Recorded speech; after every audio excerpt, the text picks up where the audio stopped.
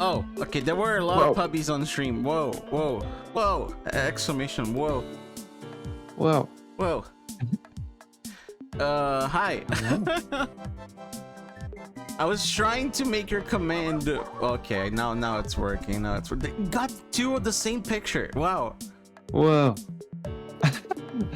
That's my only word I'm using today. Yeah, you're. Oh my gosh! Look at those. I like the big, the weg. I like weg. Weg good. Hi everyone. Hello, hello, hello. Sword. What is it, Odrigo? My brain will never be the same. I've been reprogrammed in 2025. Oh my god, Sword. What happened?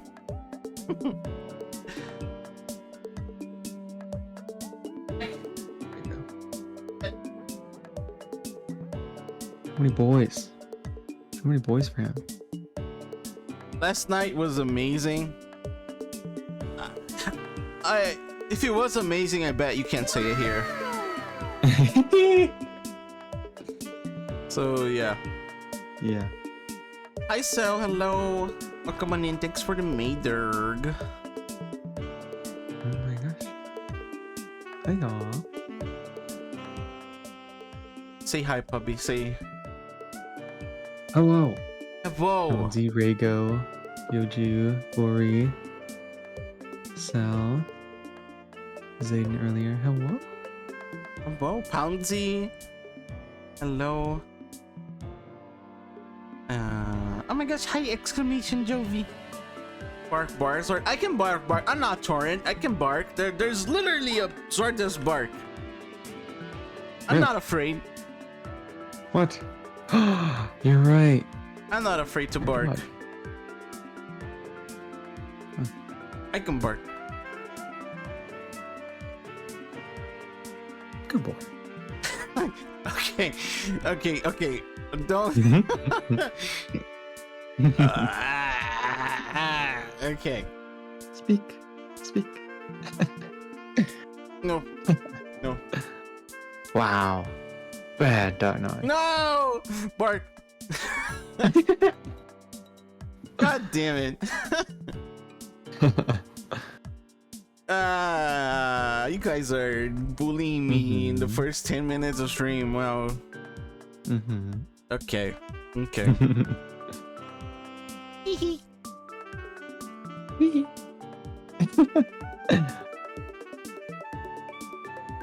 How is everybody doing? I bet Odrigo is doing good. I'm not gonna ask how Odrigo is doing because it seems that Odrigo is doing amazing. But other than Odrigo, who had an amazing night, is everybody doing well?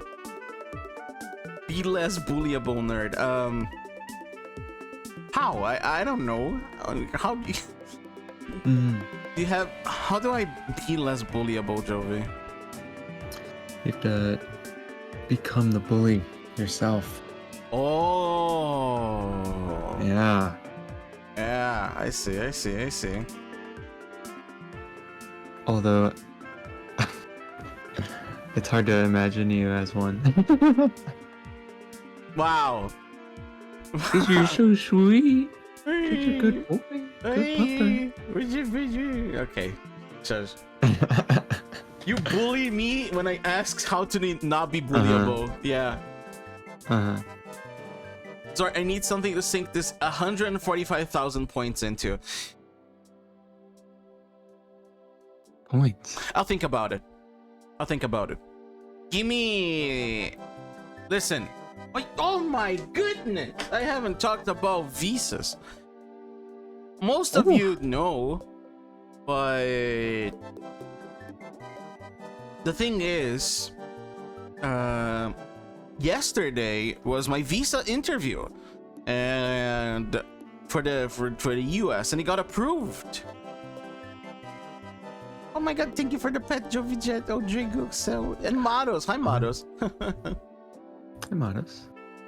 So my visa got approved. Actually, I'm gonna be able to travel to the US now, and it was something that was getting my mind a little bit anxious. I know tourist visa is a process that is a little bit easier, but I thought some aspect of my lifestyle would be a little bit quote unquote suspicious, and they were like, no, you're not gonna go to the US. But fortunately, the thing that got me more tired than anything yesterday was standing 2 hours in a line, not the actual interview. So that was pretty nice. And yeah, I plan to settle details to go to AC and see this pupper here that is on the left. Wow. And and many other friends that I look forward to meeting. I had so much spaghetti. Oh wow. Spaghetti. You had SpaghettiOs? Or SpaghettiOs is a cereal, I remember. Oh, I love SpaghettiOs. No, it's a pasta. What? Pasta. Oh, it's a pasta in form of an O. You're thinking of Cheerios. Oh, like Cheerios and SpaghettiOs. Yeah, okay. Yeah. Oh man. Zordis orb. I have to make a Zordis chunk. Dare you compare SpaghettiOs to real authentic spaghetti from Italy? Impossible balls with it. Oh, of course. Oh. You make the impossible balls possible. I see. Only you could have done that, Odrego. I trust you.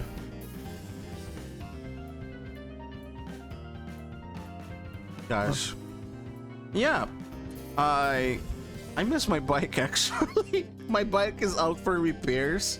And yeah, like today earlier, I wanted to get a little something from the market, but I can't do that fast because I don't have a bike. Where's your bike? It's out for repairs. It's from a weekly. I want to do a yearly review. I've actually got friends. I became friends with the actual repair guy, and he was actually very nice to me. And so talked about a bunch of things and how he partied hard for 3 days and that his house was such a mess that his mom was going to kill him if he didn't clean up. And yeah, so yeah, he's going to repair my bike and I'll probably get it by today. Such a social dom. You know, if you see me going through my neighborhood, I am waving a lot of times just because I see someone that I know. Yeah, I did that a lot actually, because I know the guy from the drink store, and we've talked and we talked a bit. He has a boyfriend. He has a husband that works in a sweet store that is close to my home as well, and I'm going to visit there and buy some sweets, but I still haven't done that. But I know some people that are very nice too around the neighborhood, and I know the people from the farmers market, gay candy store. I know, gosh, it was I'll tell you about the liquor store guy. My radar was going like beep, beep, beep, beep, beep, beep, whenever we were talking to each other. And on the very top shelf, why is it Undertale music? No. I'm gonna get emotional.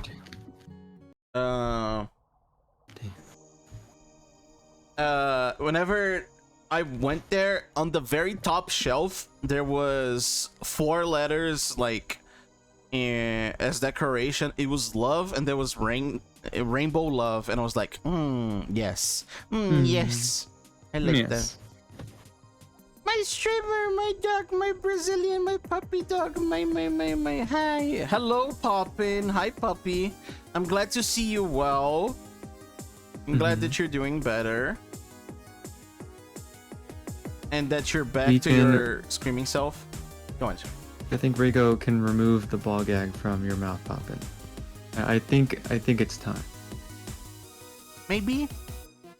I think the Maybe. board will judge whenever this action will come through. But yeah, Up and tell me they're doing better. let's go. I'm glad. So yeah, I like knowing people around the neighborhood. There's some gentle people around here. So that's why I don't want to leave, actually. Because my apartment is in the same neighborhood. And I want to have access to the same people, you know? I like that a lot. But yeah, I told the bike guy I'm trying to look out. I'm going to see. They said they would deliver the bike at the end of today, so I gotta be looking at my phone every now and then to see if I get a message from him. But we'll see. We'll see. We're waiting for a COVID test to come through right now. I got groceries picked up. I got extra medicine in case a wave 2 comes, but I'm feeling better. Let's go. I'm glad, Poppin. Oh yeah. You deserve it. What a rough beginning of year, you know? It's only getting better from here, I hope. Yeah. And today, we are doing more Gay Cowboys. We're doing more lookouts. And for you guys that have been watching our Mist a little bit, Lookouts is a very cute visual novel, actually, and about two transmask cowboys, right? Yes. And it's turning out to be a very lovely story because they have been. Hi, Fumbo. Hello. Welcome. They have been in positions of they have been bullied and never treated with respect and found each other in, I would say, in this very hard conditions, and the fact that they're supporting each other is making me feel things. Good things. Very cute. I love It's it. very cute. It's very cute. And I hope you guys are ready for more lookouts. I don't have much stories. I'm just excited for AC. I'm preparing myself sincerely right now. I'm just getting off the high of like I finally did it, the things that I want to do, and just feeling happy about it. Yeah. Oh yeah. So go on. Towns loves doing gay cowboys. Yeah, we love doing Gay Cowboys. The spoiled Wow. Jovi plan is about to become real. Wow. Shush. You're gonna spoil me? Shush. Lookout time. Fine. Okay. Let me open the game here. And actually, I should have kept the music tab open. I closed it. Okay. Here. Good Purple Dirk. Hi, Zayden. Hello. Welcome. I hope you're doing well. We got more Gay Cowboys on the line. Lookout's open.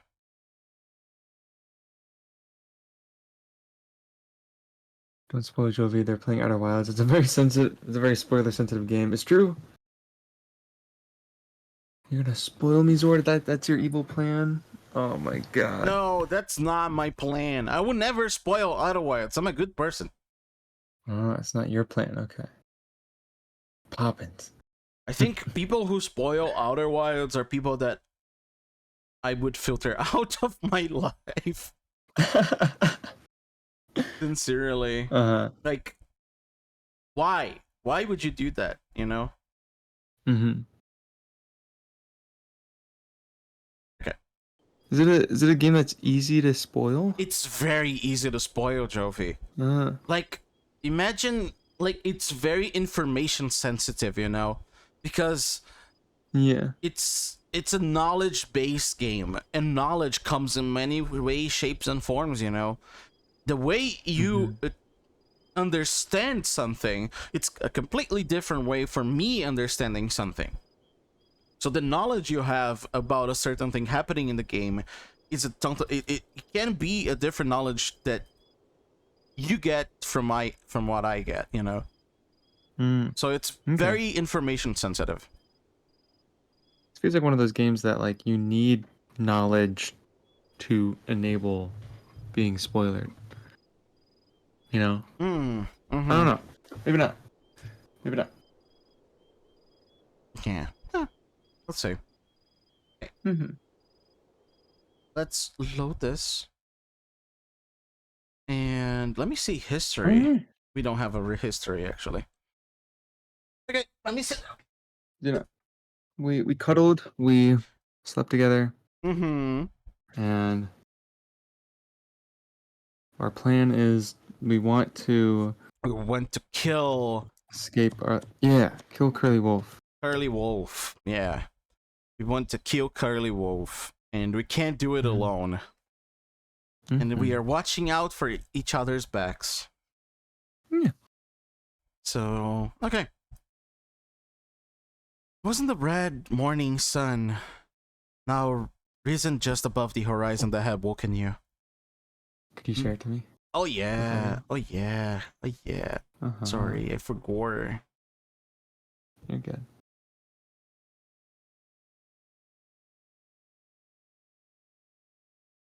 Nor You was share it... with audio? It's sharing it with audio, yes. This doesn't have audio for me too, don't worry. Okay. Nor was it the gentle slumbering breath of Joseph against your neck, doing its best to lull you back to sleep. Damn. I wish that were me. What woke you wasn't even the familiar crick at the base of your tail from sleeping on the bedroll. The stiffness you couldn't wait to stretch out. It was your thoughts. All the thoughts in your mind, like so many wild horses running of what may come next. What you both had to do. The nights spent on a lookout were better than those sleepless nights back at the camp, but you still dreaded the dawn that came after. At least you had Joseph this time. At least you had him for what was to come, you hoped.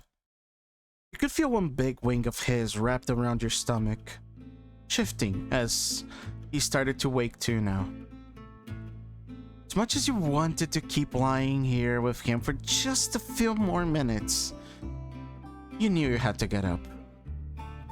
Coffee wouldn't brew itself. Peel back the blanket as little as you could to let yourself escape, gingerly untucking Joseph's fingers from your side. Sliding off the bedroll and through the dirt, you let Joseph's arm down gently.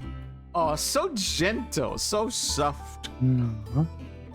Crouching low on your knees, you gave his hand a gentle squeeze, feeling the soft, dry, dusty feathers beneath your fingertips. Holding this moment in your head that it might stay there. Stood up, dusting yourself off everywhere you could. Time to get ready. Even with Joseph here, your morning routine was mostly the same, just doubled, you supposed. Feed and water the horses, both of them. Make a pot of coffee, double the amounts though. Let it brew for a little longer too, on the same fire as you'd used last night, together. Kept thinking while the coffee boiled. There were many things you didn't have time to think about yet. Even so, unimportant thoughts just rose. An unimportant thought that kept bubbling up was how nice it was to not have the usual knot in your stomach. I know. Tightness that What? twists. Shush. Excuse me? Wait. Oh my god. Shut up. Wait. I just paused. I just meant to hydrate, okay? Okay. I just meant to hydrate. Okay, one more. Yeah. Ah, water. So good. I love water. Mhm. And nuts. Especially when they're in my stomach. Shut. I mean, Wow. Okay. Tightness that twisted every time at camp when you had to get food or a drink to use the same tools in the same space as the others. It was nice not to have to worry right now, you thought, about sharing this. Well, sharing what? I was distracted a little bit. Tightness that twisted every time at camp when you had to get food or a drink to use the same tools in the same space as the others. Oh, okay. Sharing spaces. Yeah. Joseph wouldn't complain about having to get coffee from the same pot as you. He wouldn't get angry that you were handling his stuff. You have always been this easy. Your stomach rumbling snapped you from your thoughts. Of course, you've forgotten breakfast. You went back to your bag and unwrapped some salted pork, putting it between your teeth and tearing a chunk off.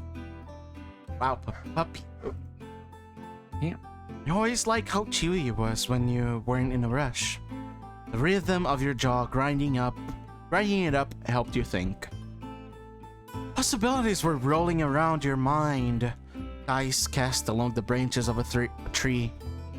How things might play out. Thought you couldn't just keep it to yourself now. For better or for worse, this was about the two of you. There was both weight and comfort in that thought.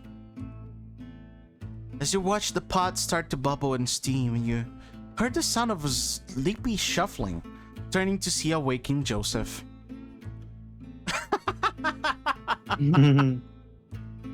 He's small. So tiny. I know. Shut up. Okay. Oh yeah, accurate. This is not accurate height. No. 2 feet tall? Yeah. Shut up. Okay. It's not like that. He was propped up on one elbow, clearly trying to figure out what was in front of him, rubbing his eyes with one winged hand. You saw his pupils contract to the morning sun that was getting brighter and brighter, focusing on you. Damn, Joseph is... oh my goodness, Joseph is the hard to wake up in morning, and Robin is the one that wakes up the easiest in the morning. Yeah. Uh-huh. Good morning, partner. Is that the sweet smell of coffee I smell brewing? Not sure I'd call it sweet. I'd still call it sweet. You look into the pot at the dark brown tar-like substance, regretting the large snoutful you got of his acrid bitter scent. The idea is the sweet to me, at least. Stuff's damn near magic far as I'm concerned. Surprising energy for someone who had just woken up. Joseph whipped the blanket off of him, standing and dusting himself off. You watched still as he stretched. His fingers locked together, wings pushed and pulled in front and behind. The way the feathers of his neck parted and ruffled as he rolled his head around his shoulders. The hem of his shirt, usually tucked in but now loose after a night's sleep, rising ever so slightly as he twisted his body. Oh wow, you're checking him out, Robin. Wow, I see. He sighed as he finished, wings on his hips, and met eyes with you. What are you looking at? Nothing. Uh-huh.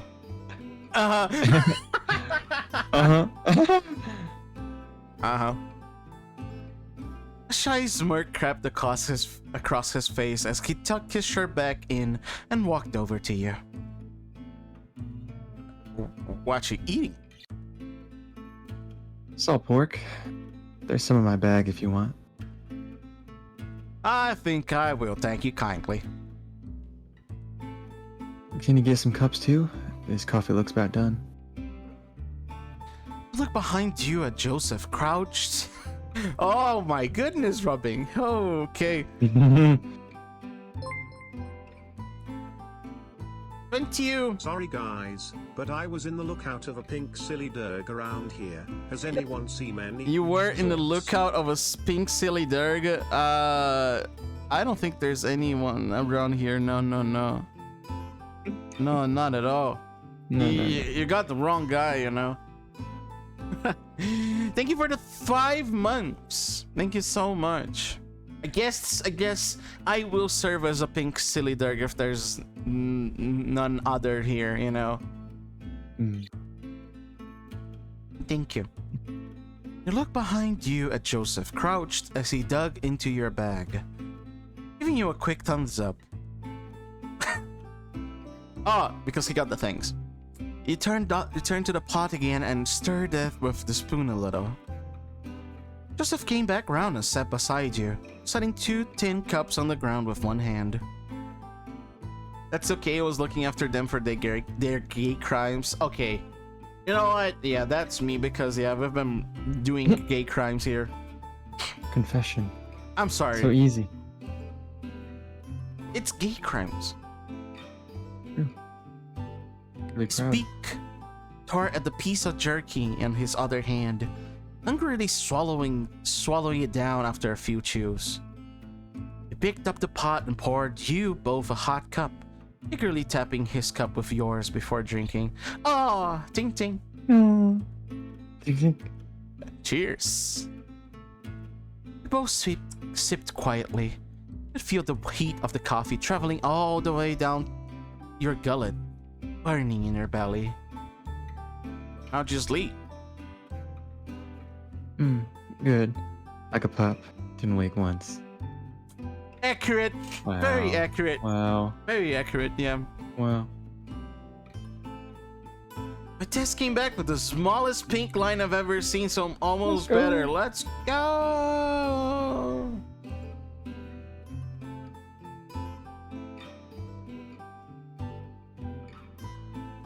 Me too. Slept better than even that hotel I stayed in one time. I swear, the sheets on that bed were the softest darn thing I've ever touched. Sounds nice. It was. Last night was nicer, mind you. Another silence between you now. Likely you were both thinking the same thing. Thinking about last night, what you talked about. Silence, because if neither of you spoke, maybe nothing would happen. Maybe the world would stop turning and the sun would stop rising. Of course, it still does. You can see it, charting its course away from one horizon to the next. So,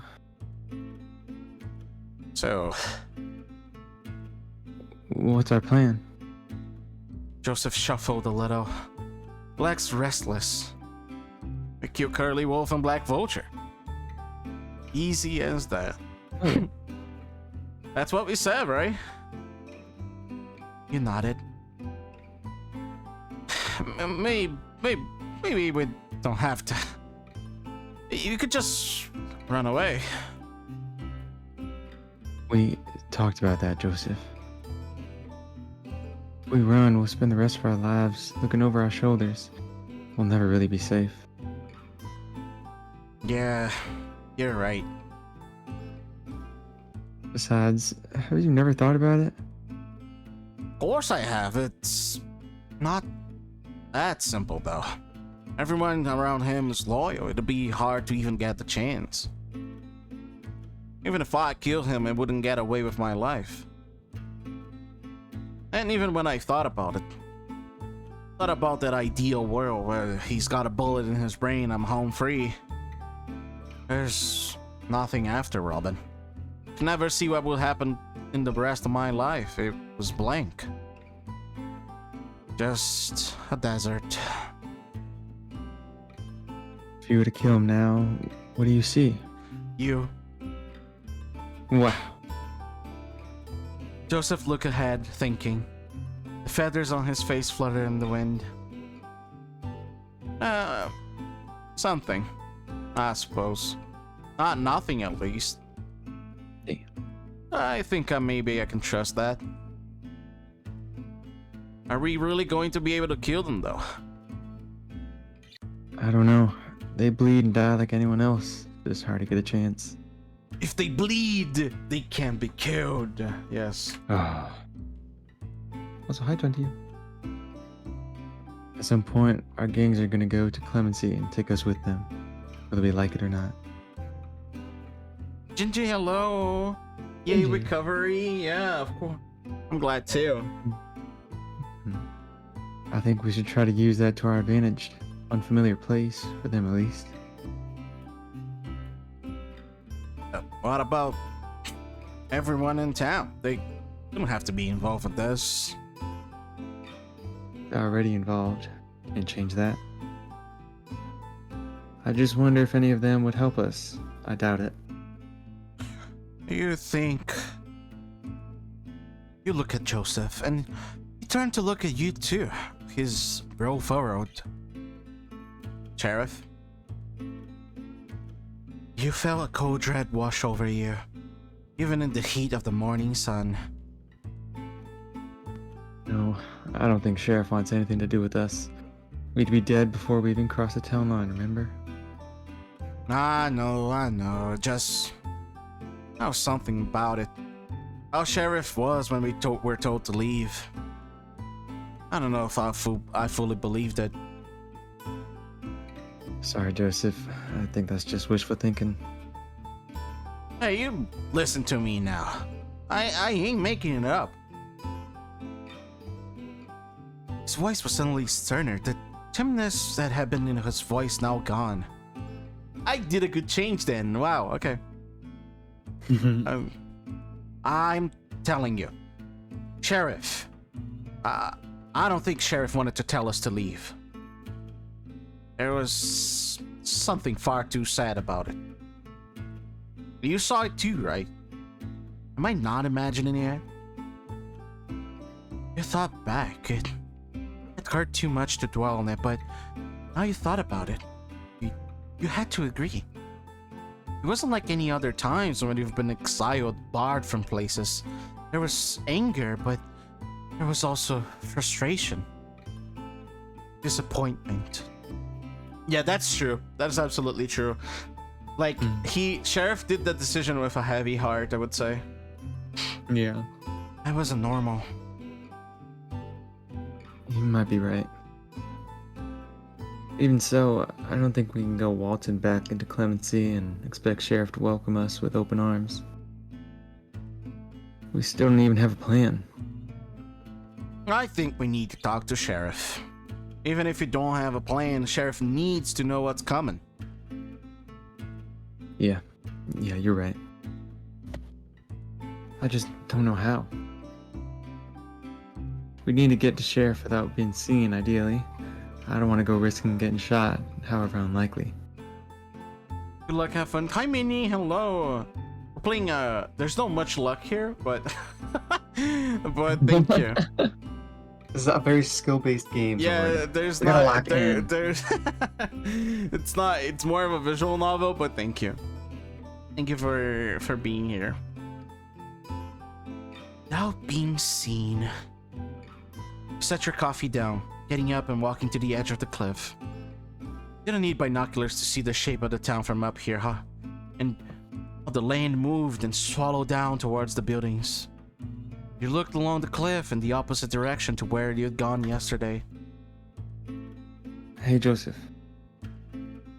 I think if we ride our horses this way, we could maybe get to the town from the back. The sheriff's office is at the back of the town there. If we surrender ourselves, we might get to talk to Sheriff. Good luck. The visual novel doesn't end with utter depression and sadness. I really? Okay, that's luck, I hope.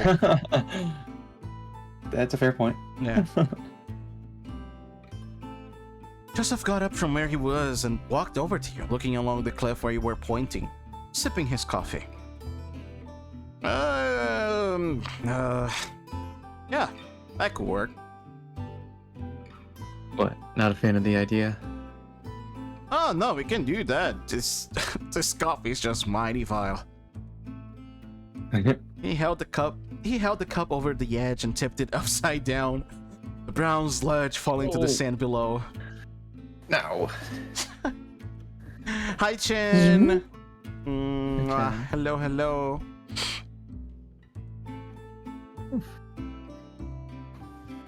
Let's get going.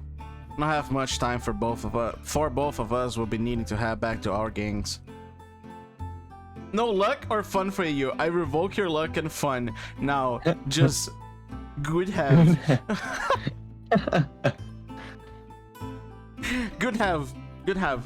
Good have. Good have. Yeah, of course.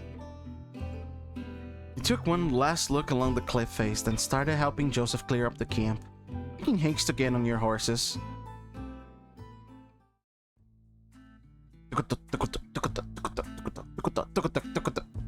You rode as quickly as you could down the cliff face, taking a long route around the back of the town.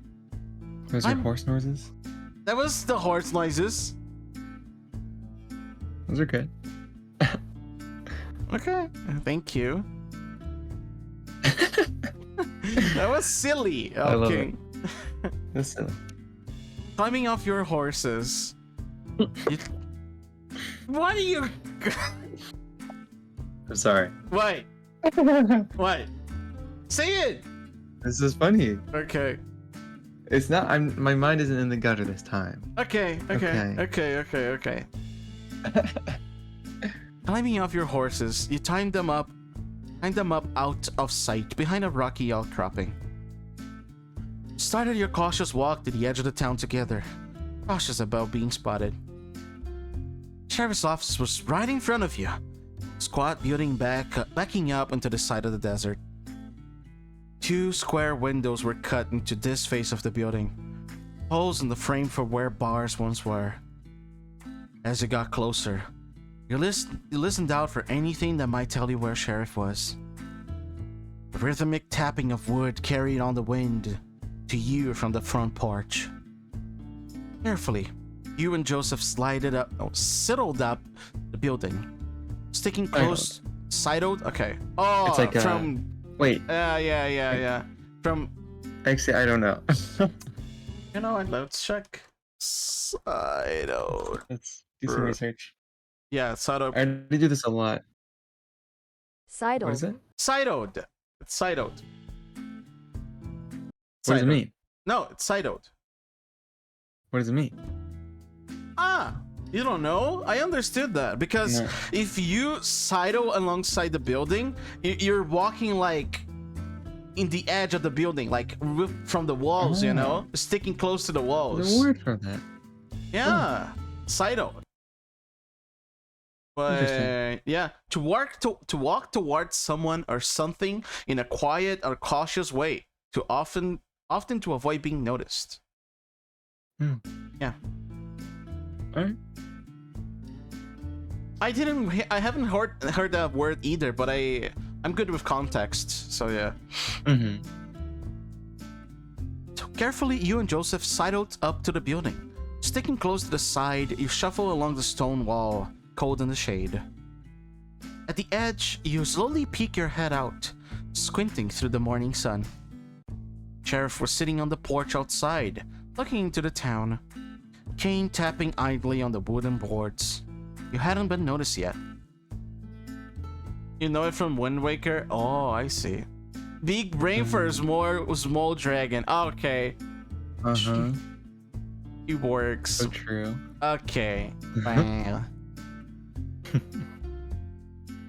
You put your head back in and nodded to Joseph, in nodding back in turn. Whoa, calm down, boys. Whoa! Whoa. Oh my god. You both drew your guns, backs to the wall, and called out. Sheriff? Gingy, thank you for the pets. You heard the panic shuffling of someone getting out of their chair, the cocking of a gun. Oh, It's you. yeah. Who goes there? Okay. It's us, Sheriff. Joseph and Robin. We mean you no harm. No harm, just 2 guns ready. Uh-huh. Yep. Cocked and loaded. Yeah. As Right you on, heard, you heard Sheriff's footsteps coming towards you around the corner. You both put your hands up, guns hanging limply by the fingertips. You step back from the building and out in the shade as Sheriff came to face you, gun loosely pointed at your direction. What am I looking at here? Why are you back? Are you surrendering? Yeah, kinda. Sheriff, we need to talk. For real this time. Oh yeah? And I'm supposed to believe any collywobble you say now, am I? No, We know we betrayed your trust. We lied to you about why we were here. We didn't lie about the danger to this town. We're asking you for a chance to explain ourselves. Sheriff's brow was furrowed. You could see that even under the tough and scaled skin. A few moments of silence passed between you. Joseph looks so silly with their gun. They look. Yeah, how are they gonna grip that? It Yeah, big old feathers, wings. yeah. Yeah. Sheriff holstered the gun slowly and calmly. The click of it uncocking, letting you breathe freely again. I'm into the office then. We have things to discuss. Gave each other a look of relief. The sheriff turned to walk away. Put your guns away as well and followed the lizard around.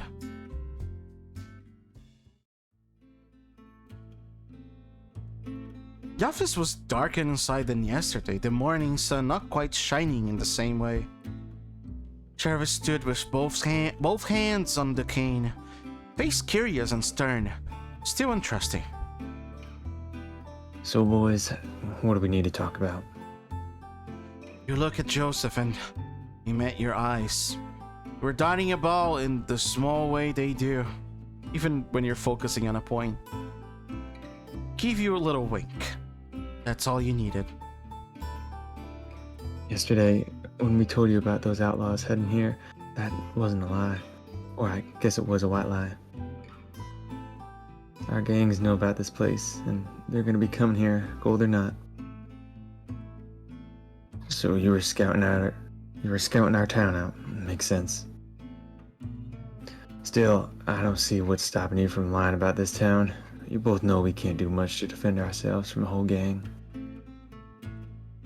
So frankly, if I'm picking up what you're putting down, and you don't want to hurt us, then just lie to them.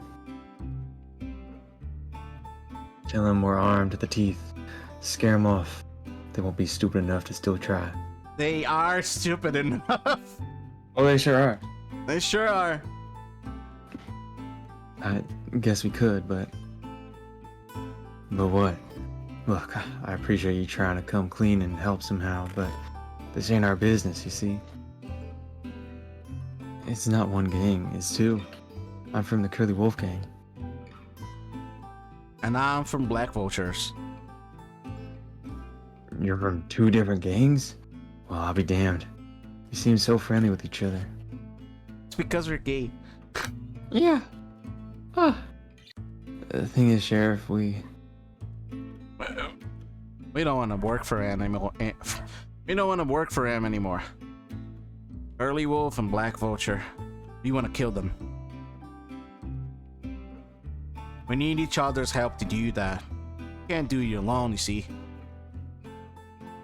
Heart was beating fast in your chest. Saying it out loud, saying it to Sheriff. It changed things.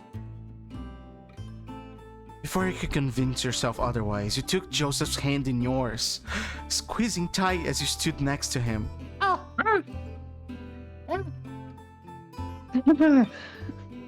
Yeah.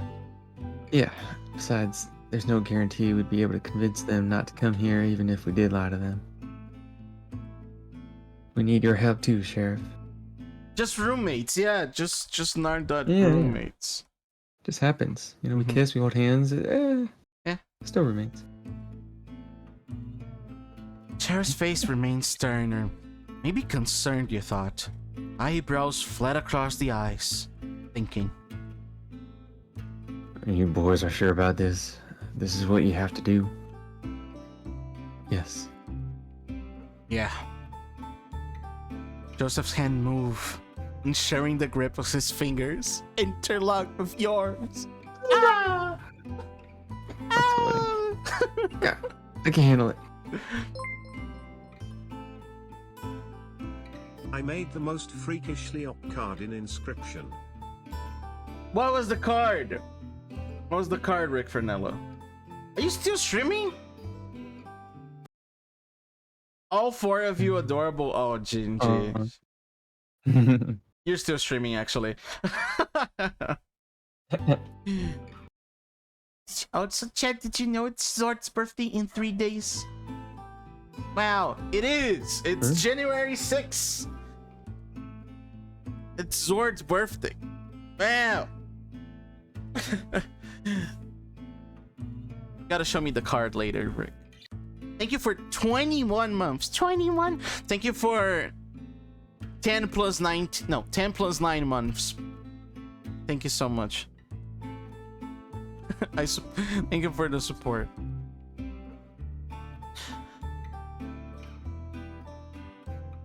I'm getting a little old for things like this, but alright. What? Gay stuff? Chef? What the heck? Never too old. It has Undying, goes back to hand. It has Detonate, kills HSN blocking. Oh, Detonate, it does 10 damage in front of them and to the sides. It gives 1 energy, but it costs 0 energy, 0 attack, 1 defense. I call him Little Good Boy. Wow. Oh, good boy. I can see it. I don't need to see the card. It's good. Yeah, you just place it and you destroy it with the hammer and yeah. Good, good. You're breaking Inscription. That's cool. Optimal.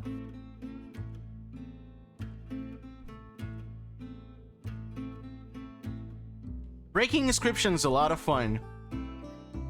I gotta tell you. I can't in good conscience endanger the people in this town, but I think I might be able to help. Sheriff got up and started pacing. So your 2 gangs, they're both gonna come here? If you can break it, is it really a card game? Yeah.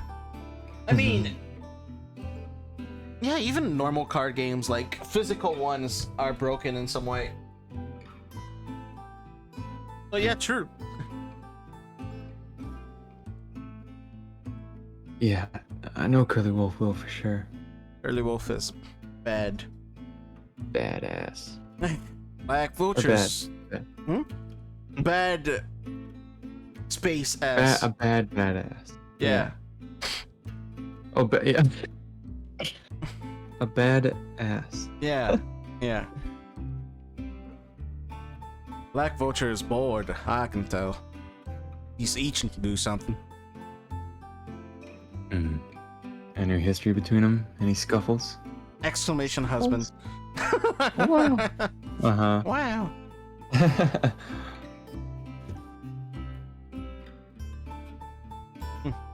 Oh. Would they fight or make a truce if they met? No, not. I think they would kill each other, actually. Yeah? Black Vulture has said before he'd fight Curly Wolf, but I don't know if Curly Wolf even know he exists. Curly Wolf wouldn't work with another gang unless he had to. I don't think he'd give up this place so easily. No husband command SMH. No. Okay, I'll work on that. Holy shit. What the heck, Rodrigo? So demanding. So demanding, I know. Rico needs it. Mm-hmm. Seems to me like them meeting up would be beneficial to your goals, don't you agree? What the? Sheriff, are you insane? This town would become a battlefield. A fight between them would be chaotic, but maybe that's what we need. Someone might even finish them off for us. It would be dangerous for us, though, too. Well, now, hold on. When did the lookouts get caught in the scuffle? Almost never, unless we started. If anything, we should be the safest ones of the bunch. You're right. If you can delay their arrivals, then I might have a solution for you. Oh. Clemency gets supplies monthly. They arrive by train about a day and a half's ride from here. That's where the nearest station is. Since the whole town's supply and the trip is long, everyone in Clemency goes in a wagon together. Oh, okay, that's good. Cute. Very cute. Yeah, sauce is good. That's a nice idea, actually. Easiest and safest for all of us. As luck would have it, that's in 3 days. So the town will be completely empty? Not a soul, I can guarantee that.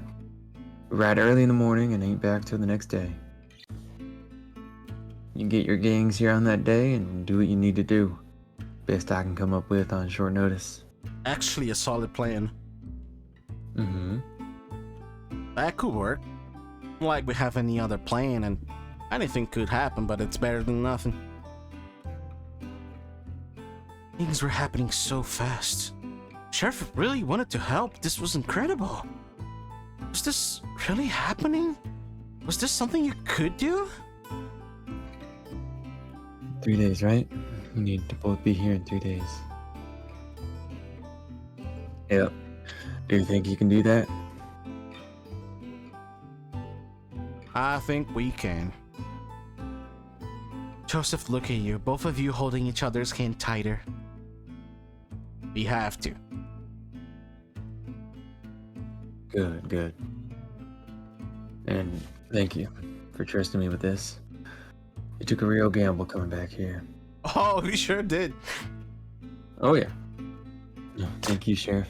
Really and truly. Oh, polite yet again. That. I hope to see you again when this is over.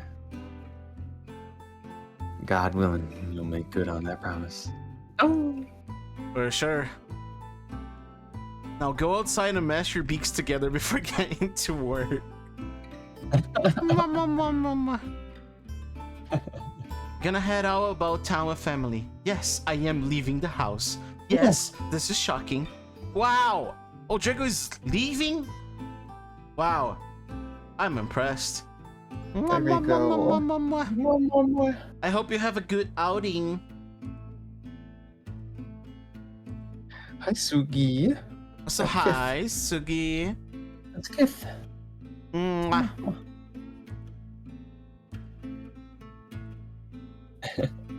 For sure. I think we both need to get going now. We'll be expected back today. Yeah, we need to start riding soon. Godspeed then, both of you. Keep yourself safe. You felt sick to your stomach and lie in your feet. You nodded at the sheriff and left, still holding Joseph's hand.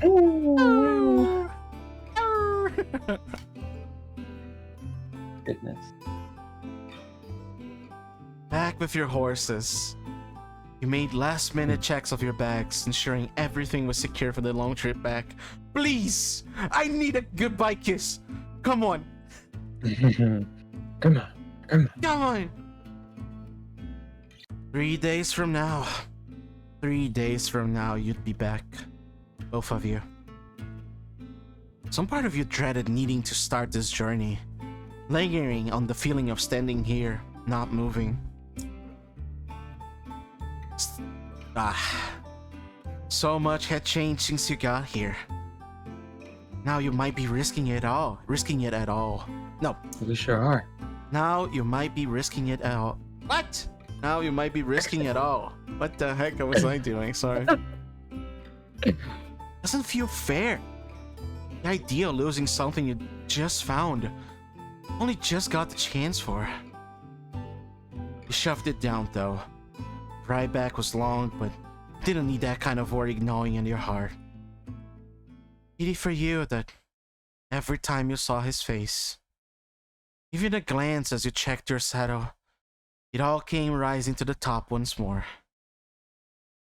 Like a drowning man, pushed under the waves, breathing the surface again as he refused to sink. Oh gosh. Oh gosh. I think I'm all ready. Me too. You're holding paws together in my chat? Okay, continue. Joseph stood by your side now, waiting for you to turn and look at him. You contemplated just getting in the saddle, not lingering for longer than you had to. You felt the light touch of his hand on your shoulder. Twisting, pressing your face over his shoulder, arms clinging around his side. You were holding him before you could think. Oh. It's not a kiss, but I'll take it.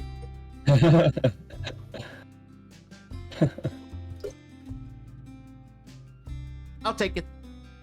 Uh-huh. It's I know those kinds of hugs. It's tight hugs because it's gonna be rough from now on. So it's just like a last moment of comfort before the storm. So yeah. Joseph said nothing. He did nothing too for a moment until you felt the weight of his arms on your back tightly clinging to you. Oh my gosh. Your hand took a great fistful of his close between your fingers where they lay. And as you held him tighter, he squeezed you even more. You wouldn't care right now if he squeezed you hard enough to break a rib. Feathers on his neck tickled your face and poked your closed eye.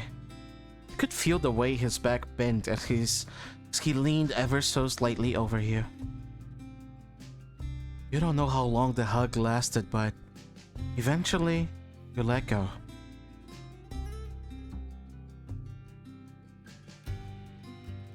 You could feel imprints on your skin from where the hardness of his clothes, his buttons, his belt had dug onto you. Still, you didn't mind. They held you still facing each other, holding each other's arms, looking at each other. Oh boy. Nah, it's... Joseph's eyes flickered around your face and to the top of your head, holding his gaze there for a moment before leaning in. You felt the gentle prod of his beak in your scalp, the sharp edges tugging at your fur. He preened through a few more times, pulling gently and spinning the loose hairs to the side. Donahue pulled back, his face a little sheepish. There. That's better. I need to look your best when you go back. Gosh. I thought your mama said it was impolite to use your beak, Oh, you tease. Well, she's not here. Besides, I think you fit the criteria. Oh my god! Do you remember? Do you remember the criteria? Yeah. It's only for important people. Thank you. Your cheeks were hot and flushed with what felt like all the blood in your body. You were sure you could see the same under his feathers. Criteria %. Wow. What is this? The beak grab. Wow.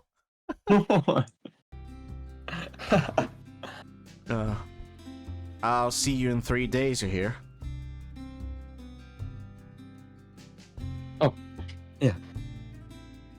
We'll kill those bastards. Yeah. You nodded. His hands trailed your arms as he walked away to his horse. It's only 3 days, Ray. Nothing bad will happen. You got up in your saddle too, the reins familiar in your hand. Joseph trotted his horse round up alongside you, facing the opposite way. Well, partner, time to go. Wait, Joseph, just promise me if something goes wrong, you'll run. Promise? Promise. Promise. Fingers pointing. Killing them isn't worth it if you die too. Oh, guys. If you run, I run. There ain't worth the. They ain't. Oh, gosh, if you run, I run. They ain't worth the effort of dying. You smile at him with the same type of smile as you were when you left home. Weak and worn, but relieved all the same. Goodbye, Robin. See you soon, Joseph. You both started your horses moving, gently trotting until you were no longer beside each other.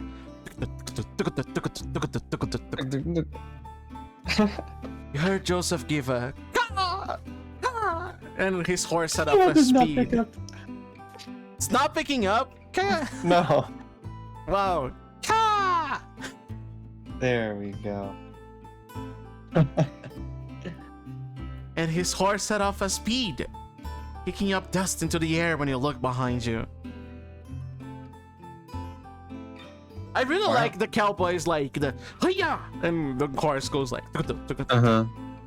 Yeah, it's fun. Look at it. Shut up! Oh my god, I can't do a horse thing. Yeah. That was good. You set your own horse into a gallop, the rush of the wind in your ears as you rode through and out of Clemency. Placing this for no particular reason. Let me take a look at this. Oh my god, it's a free VR chat cowboy hat. What the hello? What? Wow. This. I'll put this on a tab here for later. I was looking for one. Let's go. Let's go. I love my boss. Holy shit.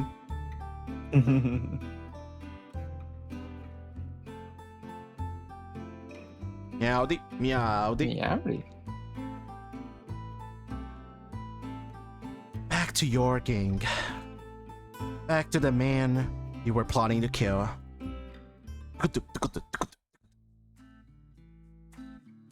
Over at camp. Midway sun hung harsh and bright in the sky as you made back to the camp. You and your horse both tired from the ride.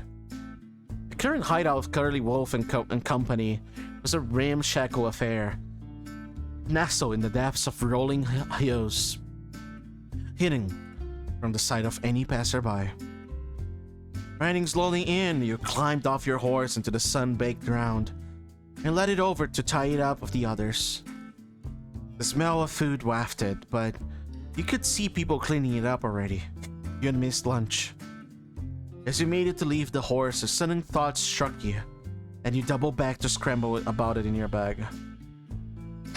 Where was it? You hadn't left it behind, surely.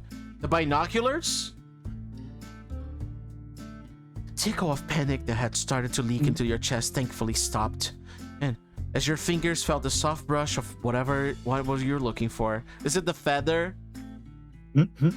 Yeah, it's the feather.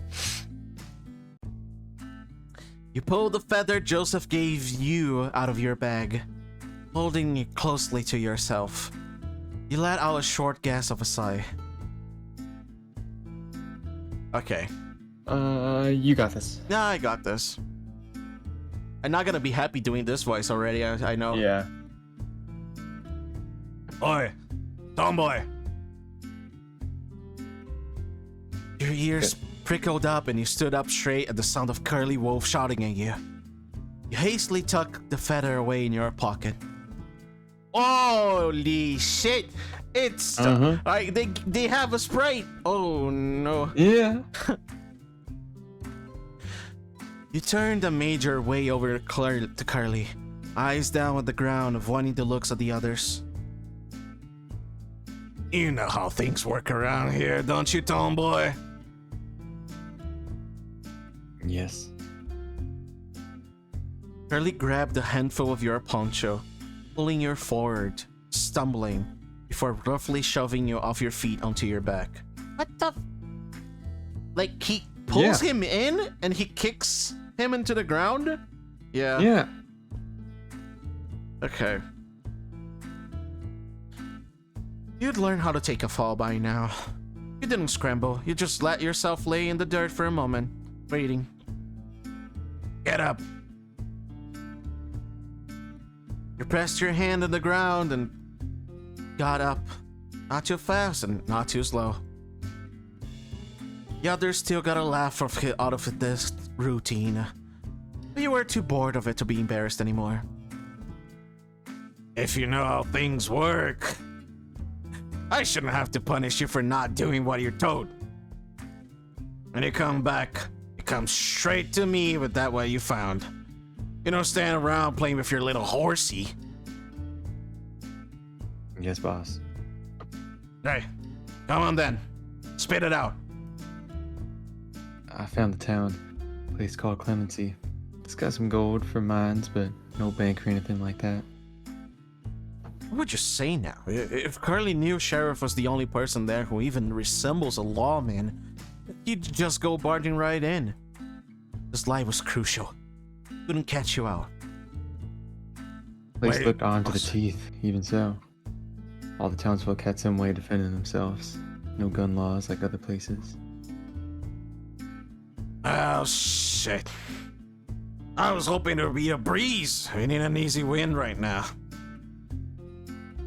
I found from the sheriff that the place is going to be empty soon. You were focused on a hill in the distance, not daring to look directly at him. Still on the edge of your vision, you could see Curly's eyes narrowed, staring in your face, studying it. How come? Overheard that they retrieve supplies for the town every so often. The next caravan drive is in 3 days. Jordan Jovi, such good puppies. Hi, Sancho. Hello. Hey, Sancho. Welcome in. Gotta drink water for this voice. Oh yeah, that's what I feel for sheriff. Wow. You do for sheriff? Imagine the others that I've done, especially the bird. Oh, yeah. Because the bird, it goes, ah! Ah! Yeah. I think it would not come through. God damn it. And it's a high raspy, and this one is a low raspy. That's the difference. That's true. That's true. Yeah. Go on. You're so just funny. Okay. That's so funny. God, I'm sorry. You're good. Whole town is gonna be going. It'll be empty and unguarded. Suspicion in Carly's eyes melted into a smugness, and a grin split his face from ear to ear. Ah, damn. Now that is an easy win. He turned his face away from you, shouting to the air of the camp. Boys, 3 days from now, we're gonna be rich. Rich. We're rich. We're rich. He walked away and around the camp, kept talking, hyping it up, riling everyone up from what was to come. You didn't need to listen anymore. Your job was done for now. You went back to being invisible. Damn, that hurts actually. Staying out of the way, the usual. Well, it's the beginning. The beginning. That's the first part of the game. The beginning.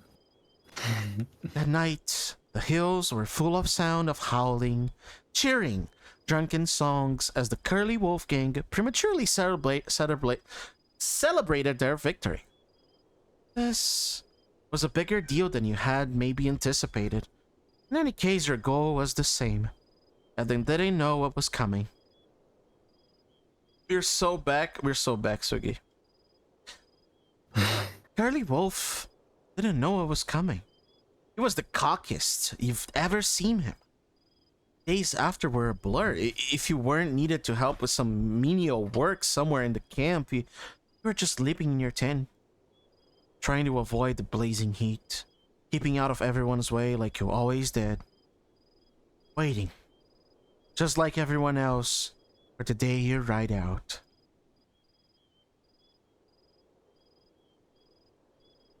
On the night before you were due to leave, you snuck out of your tent, out to where no one would see you. Away from the camp, the sounds of it echoing lightly through the air, you clambered halfway to a hill and sat. You didn't do this often. Who knew when someone might come to your tent, needing to drag you away for something. You didn't risk it often being unfindable, but you thought it important enough to do it tonight. To come out here and breathe in the cool night air, to stare into the sky across the horizon, the blanket of stars in the sky. Trying to pinpoint constellations you were told about when you were much younger. I wonder if Joseph knew any. You didn't thinking about it at the time. The feather was in your pocket still, the safest place you could think of to keep it. At night, when the lights were out and the tent was filled with the sound of someone snoring, you hold it up in your hand, flicking through it with the claws of your thumb, feeling just the smoothness against your fingers, just for a little bit before you put it back. He helped you get to sleep. Damn. Aww.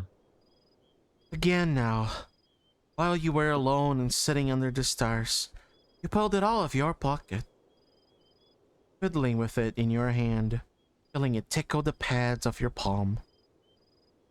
Your mind wanted to wander, to think about the important things, to think about all the ways tomorrow could go wrong, to think about what might happen to you both. You didn't let it. The feather helped too, for once, you let yourself be calm. You see him tomorrow. Until then, worrying would do you no good. I love this game. It's so gay and sweet. I am melting already. So yeah, it's very gay, very sweet. I love it. Wow. Hi, Faye. Wow. Wow. You imagine that was the kind of thing he'd say to you if he were here, sitting next to you. Imagine the weight of his head on your shoulder, the thought of his warm sidled up next to you. All the things you wouldn't feel again if you lost him.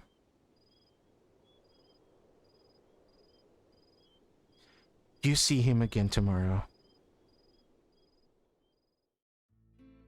Woof. If only there were gay people here to appreciate this queer masterpiece. I know. Gosh. I am so sad that there's no gay people here to appreciate this. It's the morning. You're awake early. You didn't sleep much anyway, as much as you tried to. Sun was as bright as always, coming through the yellow fabric of the tent. You laid awake, waiting for others to get up, waiting for Curly Wolf. You'd start rallying guys together for the ride to Clemency soon enough. You needed to make sure you were there. The minutes ticked by, and you heard more people get up. The camp coming to life once more with the sounds of work and talk. You got up and got yourself ready, sitting on your bedroll after and waiting more. Then, the voice of Curly Wolf. Alright, boys, get around! Heading to the town of Clemency this morning. I need 10 or so men with me to haul valuables. It's around half a day's ride from here. Who's coming to get our gold?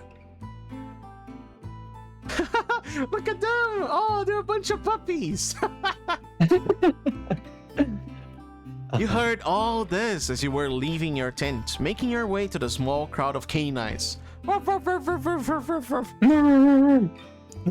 Instantly, there were people joining, eager to prove themselves, to get their hands on real gold. 1, 2, 3 already. You subtly pushed your way through the crowd, trying to reach the front. Pushed out at the edge of the crowd by the huddling bodies, you found yourself standing in front of Carly. He stared at you, even as he clapped the hands and shoulders of other guys walking past, joining the excitable group. Are you standing there, tomboy? We don't need any little pups to help shift the goods. You needed to be on the screw. You couldn't talk back to him, though. You didn't know what to say. What could you say? Just kept standing there. You think you're gonna be of any help with this crony stick? He grabbed your arm, raising it up and down, shaking it by the wrist. Every inch of you was screaming to snatch your arm from his hand, but you knew what would happen if you did. He threw your arm back at you, making you stumble a little. Go make yourself useful someplace else. I only need real man for this trip. Fuck you.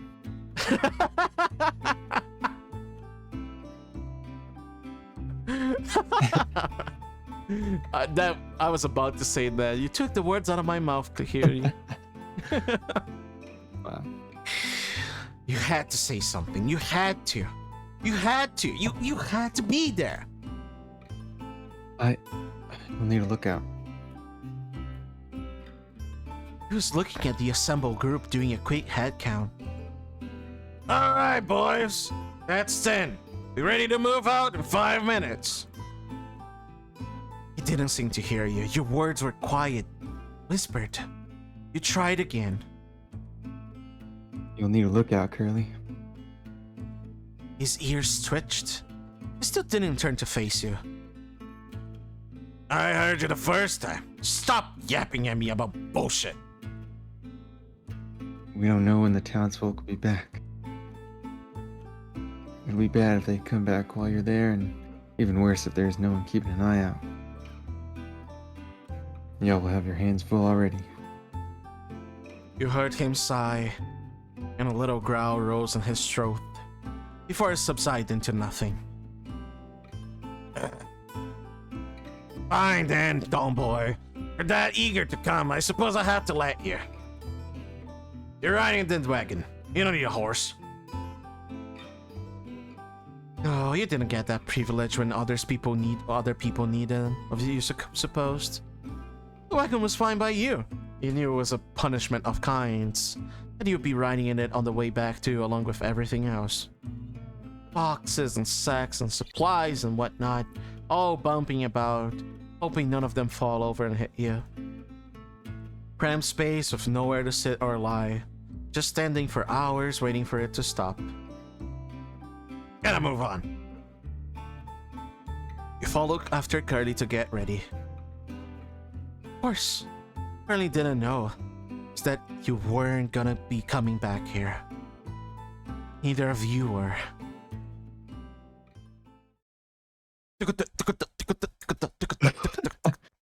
From where you sat, slumped in the corner of the wagon, the wind whistled through the gaps in the canvas next to your head. The edges flap, the wind ruffling in your clothes and your fur, drying up to your nose as you sit with your knees up. The wagon rocks and bumps as it's dragged by the horse through the desert, and this corner is the only place you feel safe enough to stay. You could at least keep yourself steady even as it tried to knock you about, clinging onto the wooden frame. Looking toward the edges of the wagon where the covering split down the middle, You couldn't see much. Or rather, what you could see were great clouds of dust billowing out from the wheels and into dry air. As uncomfortable as the wagon was, at least it provided you from shelter from the sun, unlike riding on horseback. The winds coursing past your ears were welcome too, cooling your head that was swimming with thoughts. You knew you were close to clemency now. The entourage had been traveling long enough. Is that how you say it? Entourage. Entourage, yeah, entourage. Yeah.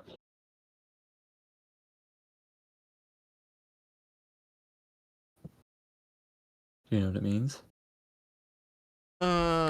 What's a second? Pronunciation. The entourage, it means the gathering of people. Mm-hmm. Entourage. Entourage. Oh my god, yeah. It's yeah. A group of attendants or associates as of a person of rank and importance. Yeah. Exactly what I thought. Mm-hmm.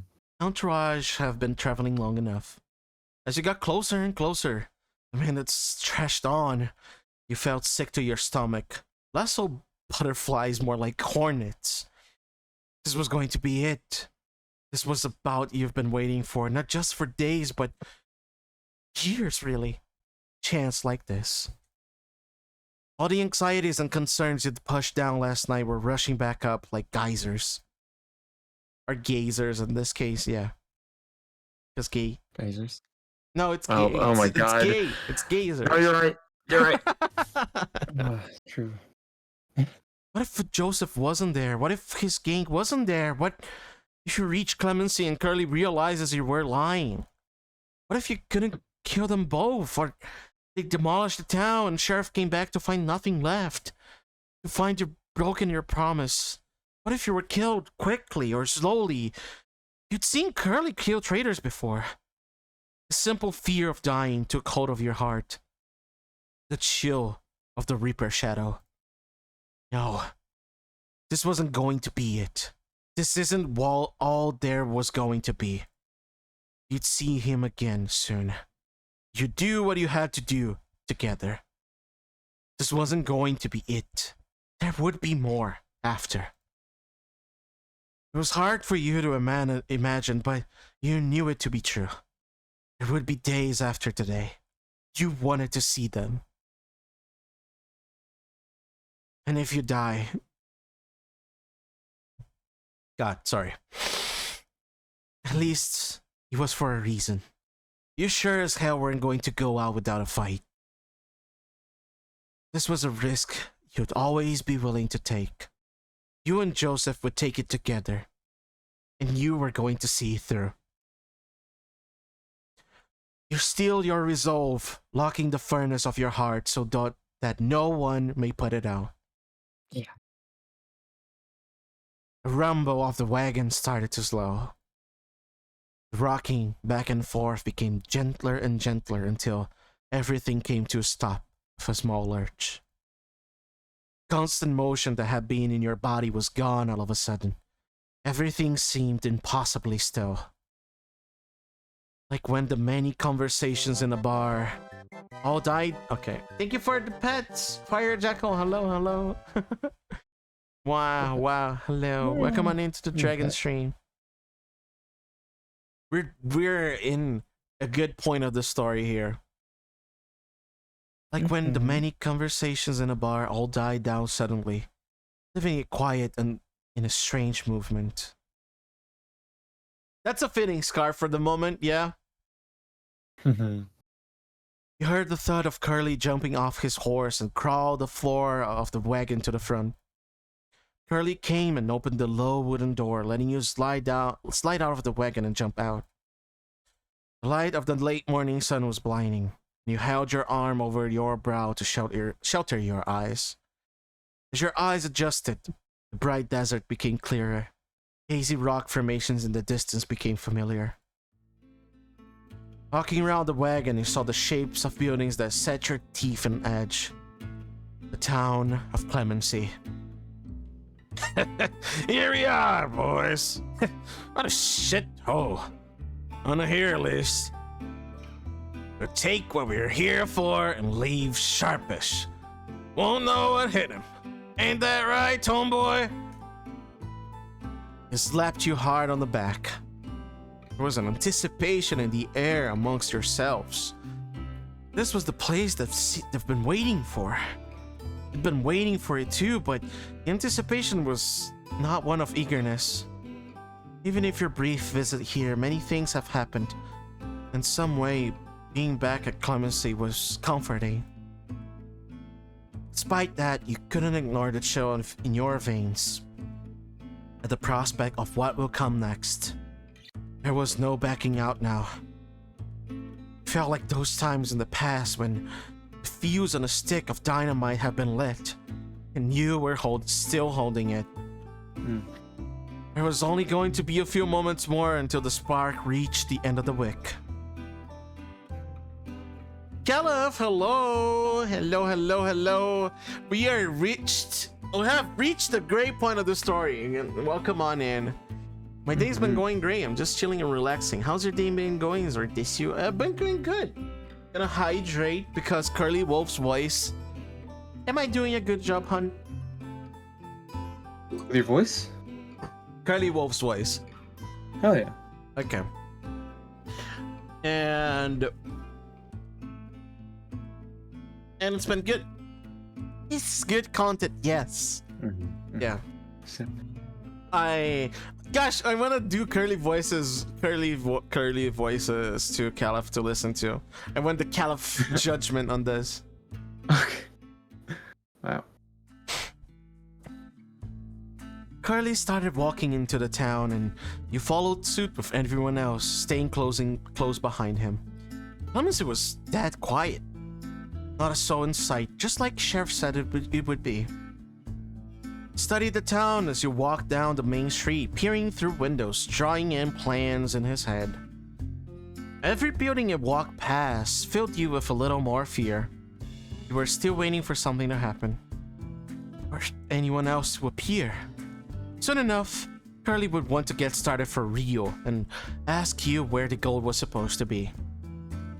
Then, at the end of the street, you saw what you were waiting for. Who you were waiting for. A hazy, clumped group of guys making their way up into the main street for the other side of the town. As they got closer, it became clearer. Oh, it's the Yo! who's this one? Look at him! Vulture? Black Vulture. Black Vulture. The figure of a tall and slender bird, many others in tow, straggling behind him. Much like you behind Curly. Curly stopped as he spotted the group too, staring them down. Whoa! It's a stare down. Skirts? I don't know her. I'm a duster boy now. Oh, I see. Oh, no. Oh, who the hell is that in my town? He started walking again with purpose and menace. Then they quickened their pace and turned towards you. You felt your heart beating in your chest now, reaching up to your throat, blood rushing. Adrenaline starts to build in you.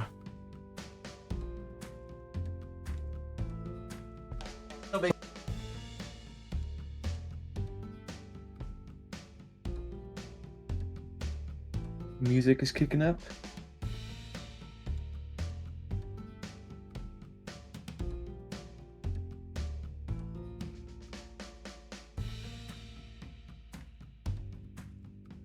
You getting water? Wait, can I hear you? Where are you?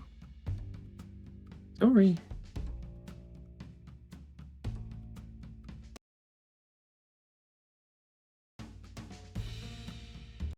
Sorry. Uh-oh. Uh-oh.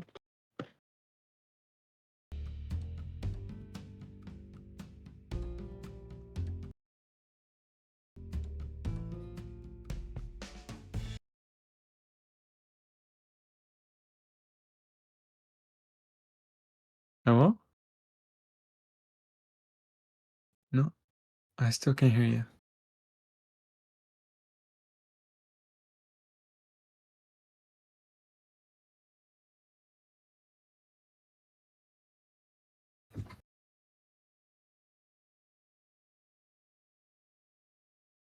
Hello?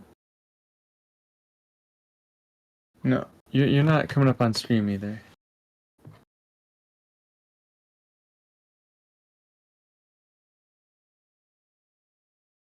I miss Sword.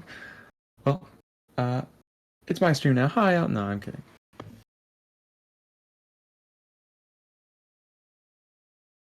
I wouldn't.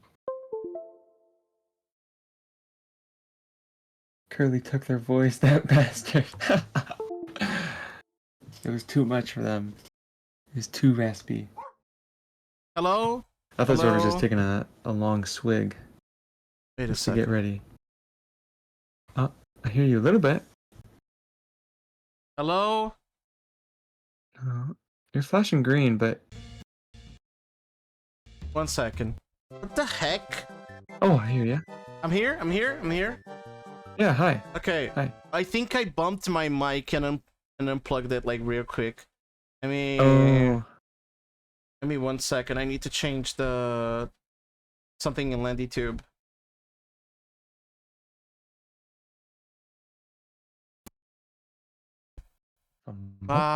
Okay. tell us. Whoa. I'm sorry. I had to change the mic Okay. back. Okay. You can hear me? Mm-hmm. Stream can hear me? We're good? Okay. Let me check my windows. It's raining quite strongly. I'll be right back. Uh-oh. Uh-oh.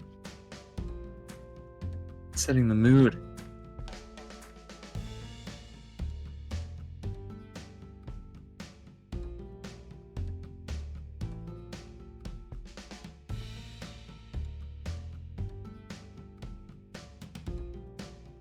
Hi, Silver. Okay. We're here. We're here. We're so back. The voice was... Curly took their voice. They're bastard. That bastard. They took my gold. They took my voice. They were really here, and you could see Curly wasn't happy about it. Both sides slowed as they came closer to each other, coming to a stop halfway down the street. A few dozen paces between them. Not too close, not too far. You saw Black Vulture much more clearly now, and he was looking with intrigue at Curly. You look past him though, desperately searching the small crowd of people following in his wake, until you saw the one you'd been waiting for. Joseph, stony-faced and stern, blending in with his compatriots. It was almost funny to compare to the laid-back and jovial man. The jovial man! Wow! The jovial man you've gotten to know. After a few moments longer of staring each other down, Black Vulture spoke. Okay. Oh, I cannot do Black Vulture and Curly Wolf. I can. Yeah. I'll do one Black Vulture line because I want to do bird lines. Oh, okay. But the rest, the rest is on you. All right. Well. Is that who I think it is? The infamous Curly Wolf. Very good. Okay. The rest is on you. Yeah. Okay, I need to go back to the wolf voice. What's an end to you, and what are you doing in my town? Well, I imagine we're both. Don't worry. Don't worry. God damn it. Go. Okay. Do your best. Don't worry about it. Oh my god. I don't know why that's so funny to me. How do you do it? Oh fuck. You need to. I thought, oh damn, vibrate. you do it like Yeah. Vibrate. Yeah, Okay. you need to vibrate as you talk. You do a little,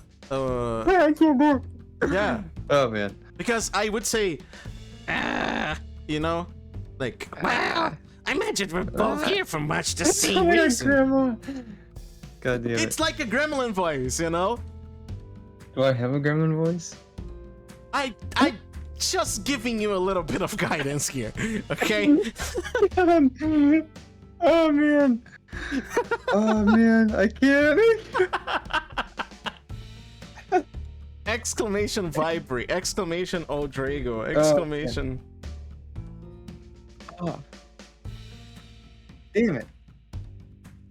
Come on, I don't wanna. we fail, we try again, you know? Okay. Let me practice real quick. Okay? Muted. Okay. Okay. Okay. Okay. Well, I'd imagine we're both here for much of the same reason. I've heard tales of your exploits. That's good, Kinda, that's good, kinda. that's good. Less that's good. intimidating. Yeah, yeah. Can't say the same. Who are you? I'm Black Vulture, gentleman outlaw of the. Doesn't ring a bell. I don't know you. Who? Question mark, who? Feathers of black snack clearly ruffled at Curly's rebuto, but he waved it off. More fool you, I'd say. Who? You're here for the gold, then. Yes, and how strange that we might run into each other like this. I'm willing to bet you're not a sharing man. Now, I only share man. Wait. No, sorry. Like I said, this is Curly Wolf property now. So you best go on and fly away. No, I don't think we will be, Curly. I think it would be a shame for so much gold to be wasted on a scum like you. Kadama, hi. I hope you're feeling better tonight, Kadama. Mwah, mwah, mwah, mwah, mwah.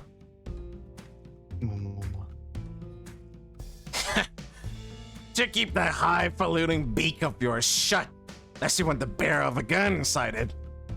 Oh my god. Well, let's see then, Curly Wolf. To the victor go with the spoils, and I intend to spew that tiny brain of yours across the dirt.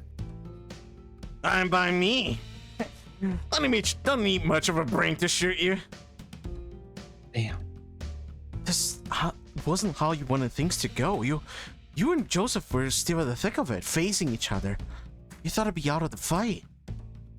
The air was still, hands came to hover over guns. Every pair of eyes trained on the opposite side, waiting.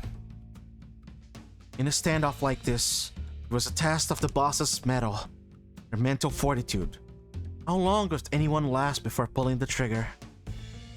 Trying to psych each other out. Being the first to take this shot wasn't always the best call, but having to react to that first shot could be worse. It was a test of loyalty too, for everyone following them. Their underlings couldn't step out of the line or take the shot themselves. To break rank early would be a betrayal. When bullets went flying, it was unpredictable. Staying meant to risk to yourself. You knew Curly was a good shot. He had the upper hand here, but you were reminded of something Joseph told you.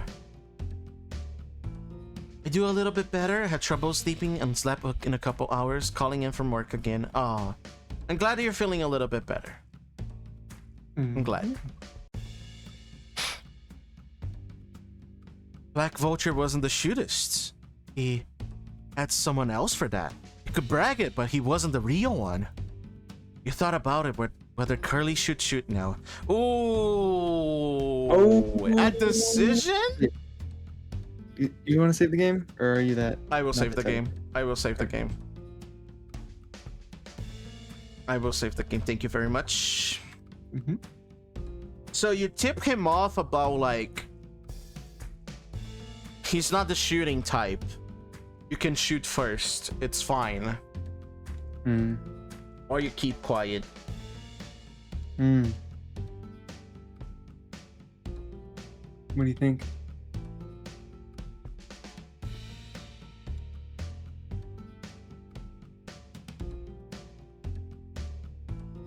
I think tipping him off is the worst option here.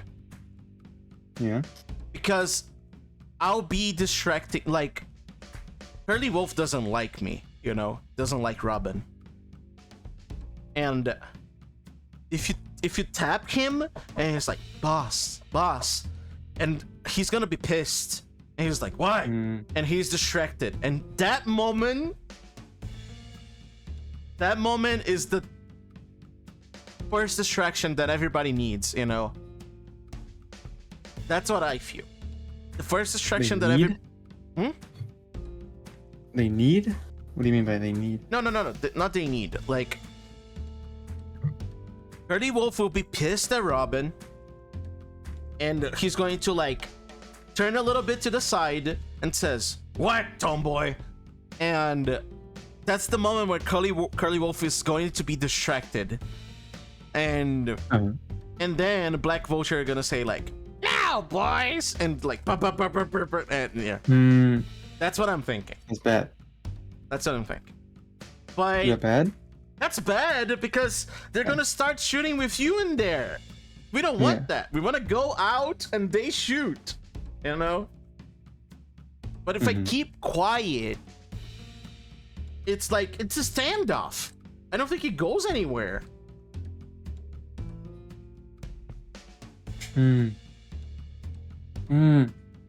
If we do a standoff, it's like, we live it up.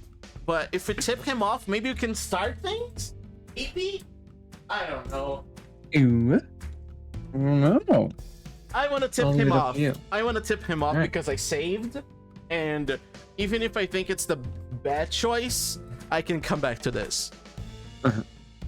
So I'll tip him off. An expert shooter in a fight was a danger. For you, as well as Joseph, if things got hairier.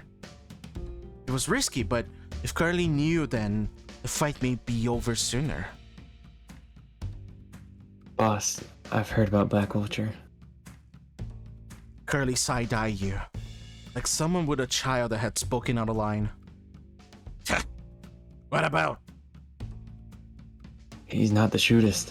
He's got someone else for that, is what I heard. Can't shoot straight himself. The slight contempt in Curly's face toward you disappeared, morphing into something more contemplative, studying the crowd. I see him. I got his number now. Maybe you're not so useless after all, Peepsqueak. Cruel feeling of pride rose in you that you wanted to burn and bury. Oh, no, wait, that's not Joseph. Joseph doesn't know how to shoot. No. Joseph doesn't know how to shoot, yeah. No. The seconds dragged on. You felt as though as your very breath may tip the scales, chest heavy from breathing the air of the people who wanted to kill you. There was safety in numbers in the crowd. Even so, you found yourself for the first time thinking about running. Never before had you considered it. This time was different, of course. There wasn't going to be a next time. Running would tip the scales for sure, but you couldn't know in whose favor. Play it safe with the gang, or run and let it all hell break loose. God Oh. damn! What the God damn it. That's another one. I'm not running. Alright. I don't think I'm running. Because running is... Yeah, running's worse, I think. Stay. Alright. Yeah. Oh, if you ran away, you might make yourself a target. Better to stick with the gang till they scatter. Curly spoke up in a low voice, passed to those behind him. Watch and learn, boys. He flexed the wrist of his hand, holding it out, for clutching his gun into its holster. You saw Black Vulture react in turn, reaching for his gun. Curly liked to play with his food to show off. He waited for the moment Black grabbed his gun the same. Quickly and expertly pulled it free, pointing it dead straight. He knew he'd be always quicker on the draw. Wah! The deafening noise of a gun going off did not come as expected.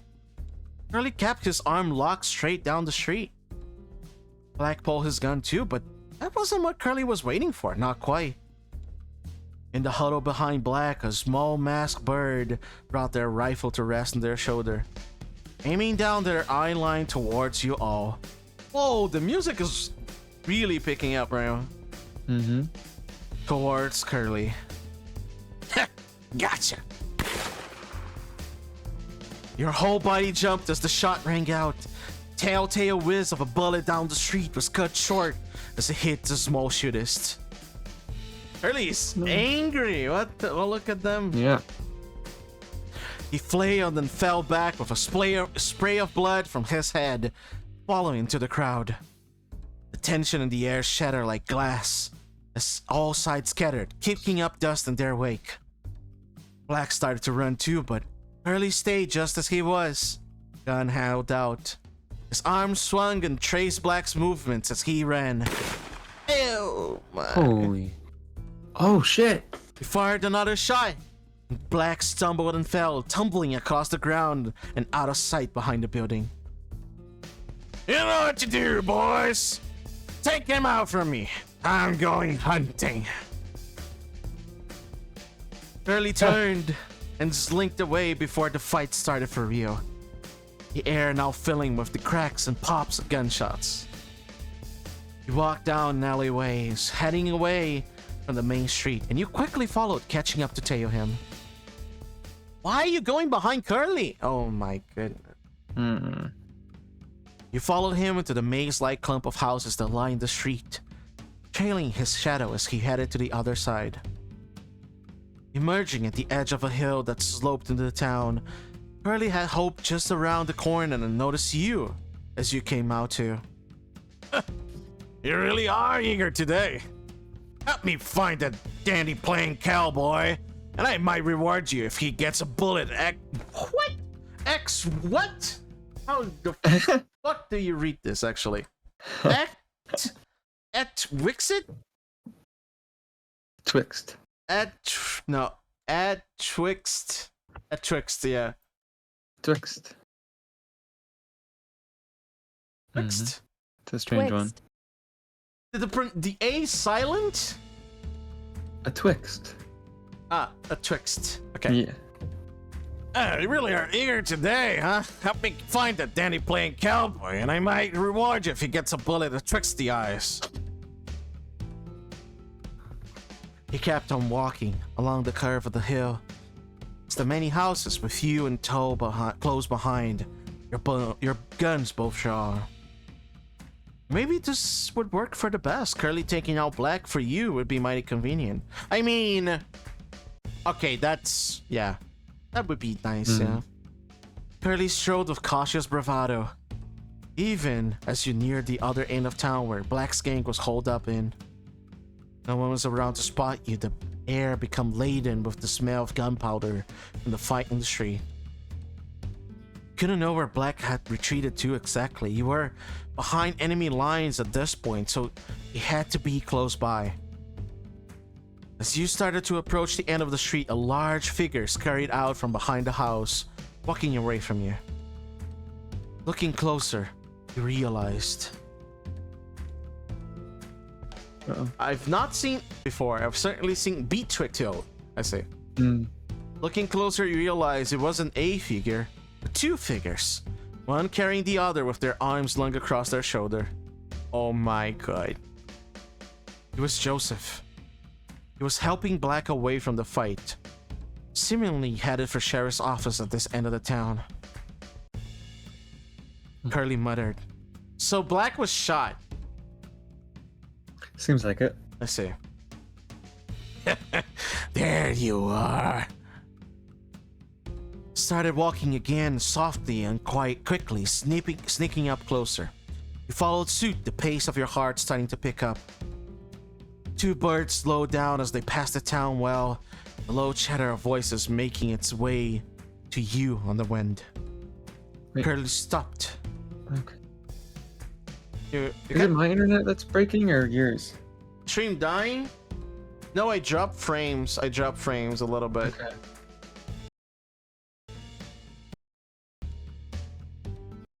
You're cutting in and out for me. Sorry. Okay, I'll take a look at the frames. I dropped a little bit of frames. Tell me if he's okay. I'll read the line again. Mm-hmm. Hi, Divvy. Hello. Iffy.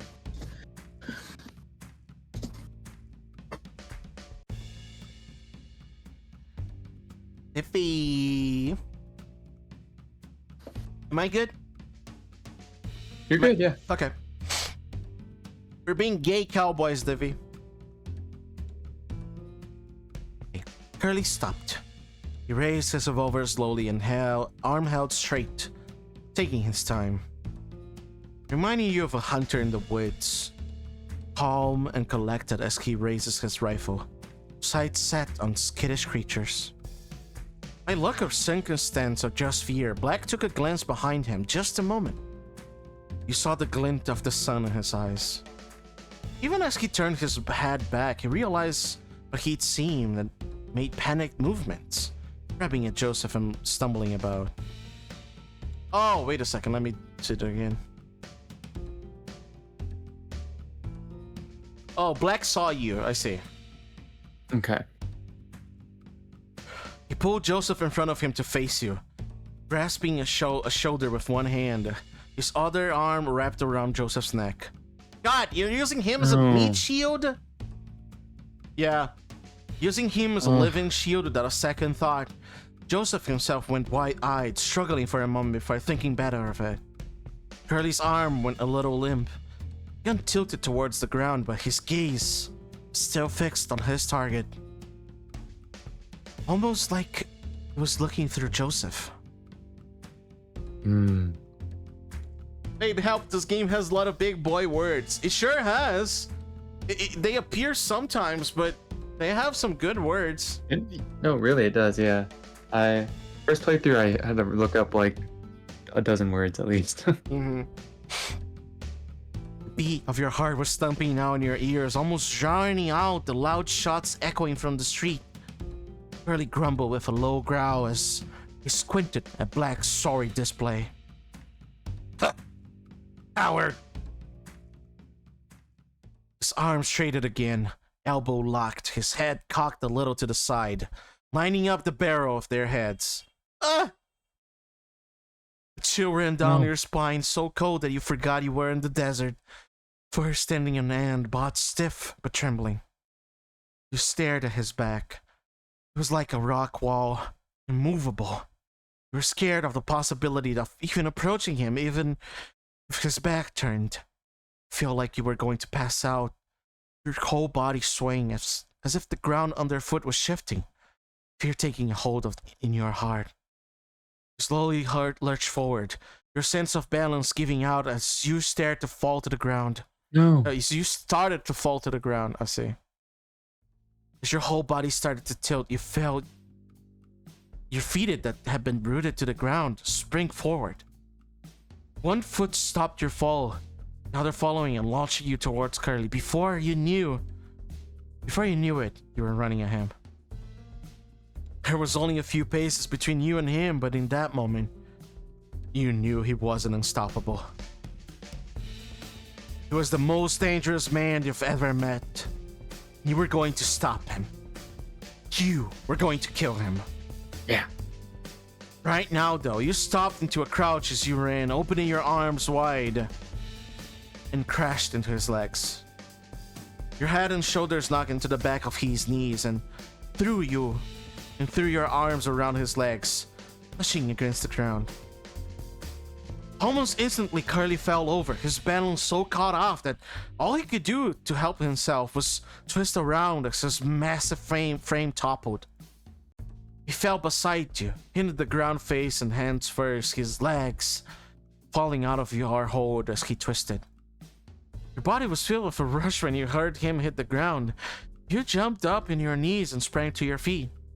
There was no time to waste while you had an upper hand. You were just running on instincts. You took a step towards him and kicked hard at his hand, foot connecting with his revolver and spinning it across the sand. It span away to the edge of the hill, resting and tilting for a moment before tumbling down. Curly was still trying to figure out what was going on and didn't give him the chance to catch up before he started running. You ran a full pelt towards Black and Joseph. Joseph kept still, Black's arms still tied around his throat and head pressed behind his back. Joseph, move! Joseph tugged at the arm around his throat, and to his surprise, Black relinquished, even pushing Joseph aside. The side of his shirt was stained red, punching and holding a hand to himself. Yeah, he was shot. His face was one of relief, but quickly changed as he laid eyes on you, a frantic and sprinting coyote who somehow knew Joseph's name. You thought someone who knew Joseph's name would have to be another lackey of his. Oh!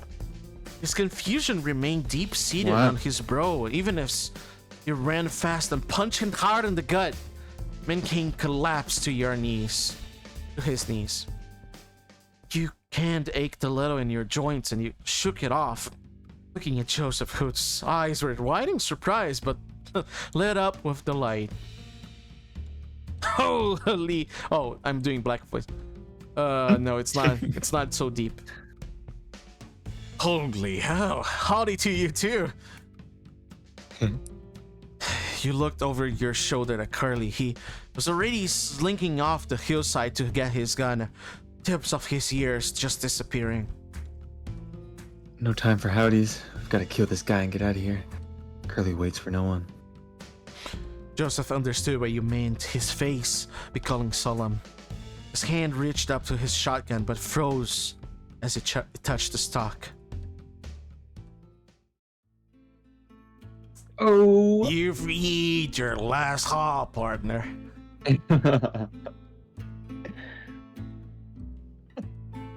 You could see the trepidation in his eyes. The figure of Black kneeled over in pain reflected in his keen gaze. You... No time for howdy. Yeah, I know, it's so sad. You understood the thoughts, the doubts you were also wrestling with about what you were doing. Dreams of putting down the people who made your life miserable didn't quite match up to the reality. You gingerly reached your hand out onto his, squeezing tightly. Would Black Vulture Ika? Ika! Ika!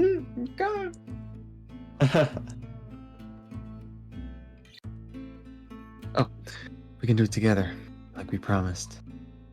Joseph, still looking at Black, took a deep breath and sighed even deeper. He nodded. His hand shifted under yours as his fingers wrapped around his shotgun, pulling him from its holster, and you pulled with him, stepping closer. Your arms crossed where your hands held on the stock. Joseph's other hand holding the barrel. They're shooting together? Wow, that's so cool, actually. The wind whistled in your ears, the feathers of Joseph's neck ruffling. Your shadows cast across Black as he knelt him in the sand. He didn't raise his head as he spoke. Oh, I forgot. Who are you? You thought for a second. It felt like there were many things you could say. You weren't sure any of them were true anyhow. I'm another lookout, that's all. Black scoffed. That's all? You're a stranger about to kill me, and you won't even give me the dignity of a name? I'm not sure you even earned that kind of right, Black. I don't think I earned an execution at your hands either, Joseph. Yet here we are. Standing so close to Joseph, shoulder to shoulder, you could feel him freeze up. His face was blank, but his eyes gave him away, flitting about. Whatever cockamamie plan your friend has come with here, you don't have to go along with it, Joseph. Oh, shut up. Yeah. And you're smarter than that. Point that gun somewhere else and help me so I can help you. We can move past this. Ugh. I don't believe you. You must think I'm real stupid to try to get me to go along with you. Maybe I was grateful to you once. We're way past that now. The idea that you're gonna help me? That dog won't hunt. Ooh, what a good thing. This has been a long time coming.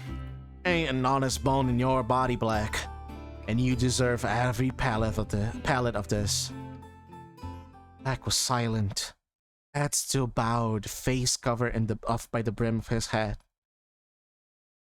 Yes, I suppose you're right. I don't think you're as smart as I gave you credit for. You rolled with the best. You know that, Joseph, don't you? The gentleman outlaw of the West. Stupid boy. Wouldn't know a kindness if it spat in his face. You couldn't even tell if he was talking to anyone but himself anymore. Joseph's brow furrowed. You felt his hand shift underneath yours as a finger passed over the trigger and squeezed. Whoa! Holy damn! Okay. Go, Joseph! Oh my God. Didn't say a word. Let's go. Yeah. Blast was deafening. The butt of the shotgun rocking you both. Your ears were ringing, even as the gun smoke rose into the air. Black fell hard on the sand, his punctured and bleeding body leaving a streak of blood where he landed. His arm moved for a moment, like he might have been grabbing at the ground, at the dry grass of the desert. There was a tension to the way he laid there. But as the dirt was stained the dark round, it disappeared. Lying totally still. Joseph turned and pulled away from you, wrapping a hand around his beak. His whole chest heaved with quiet breaths. Joseph. You reached your hand out to him, but your whole body tensed as your ears flicked to the sound of something down the hill. Don't move a muscle, Picky. I know you see me. Joseph was still now. He was looking out across the hill, but to his right, a dozen or so paces away, Curly was just peeing over the ledge. His gun was drawn, and Joseph dared not to move, as Curly clearly knew he'd seen him in the corner of his eye already. Both of you turn around, hands up. Face me. No funny business. You both turned slowly, backing up as little as Curly climbed up the hill, revolver trained on you all the while. He took a few steps away from the edge, gun now held lazily, with his elbow on his hip, pointed between you two. Shouldn't have to tell you to drop the gun, bird-brain. Joseph flicked his wrist and tossed his shotgun aside, eyes locked with Curly's. Curly reached a hand up to his face, rubbing his chin and flexing his jaw, thinking. Some confusion running across his brow. You playing into your stunt you pulled back there, tomboy? Care to explain? Who's your friend here? You shifted your weight from foot to foot, full of nervous energy, racking your brain to think of what to say. You hadn't immediately assumed you betrayed him. Not yet. You'd be on the ground begging for mercy by now if that were the case. You'd been still playing along to this point, helping him out, backing him up, tipping him off. He didn't like you, but you just about warmed your way out into his good books. You can use that. Just keep playing along.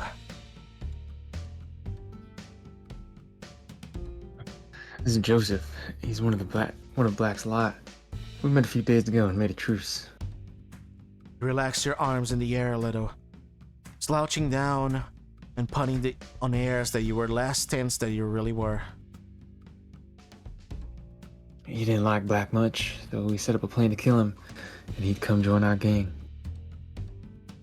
You looked at Joseph for a few moments, meeting his eyes, seeing that he understood where you're going with this. A reassurance. I know he's not our usual fit, but he's a good one. Smart, hard worker. When it looked like you were gonna shoot him, I panicked. I had to stop you. I can only apologize for that. Silence hung in the air.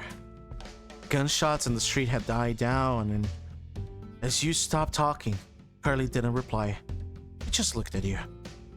His gun shifted in his hand, fingers fidgeting about with what he about it. No, fingers fidgeting about with what. Oh gosh, fingers fidgeting about with it as he thought, contemplating what you said. I didn't know if he'd believed it, but you were just stalling. But it was a lie that broke down under any real scrutiny. It might be enough.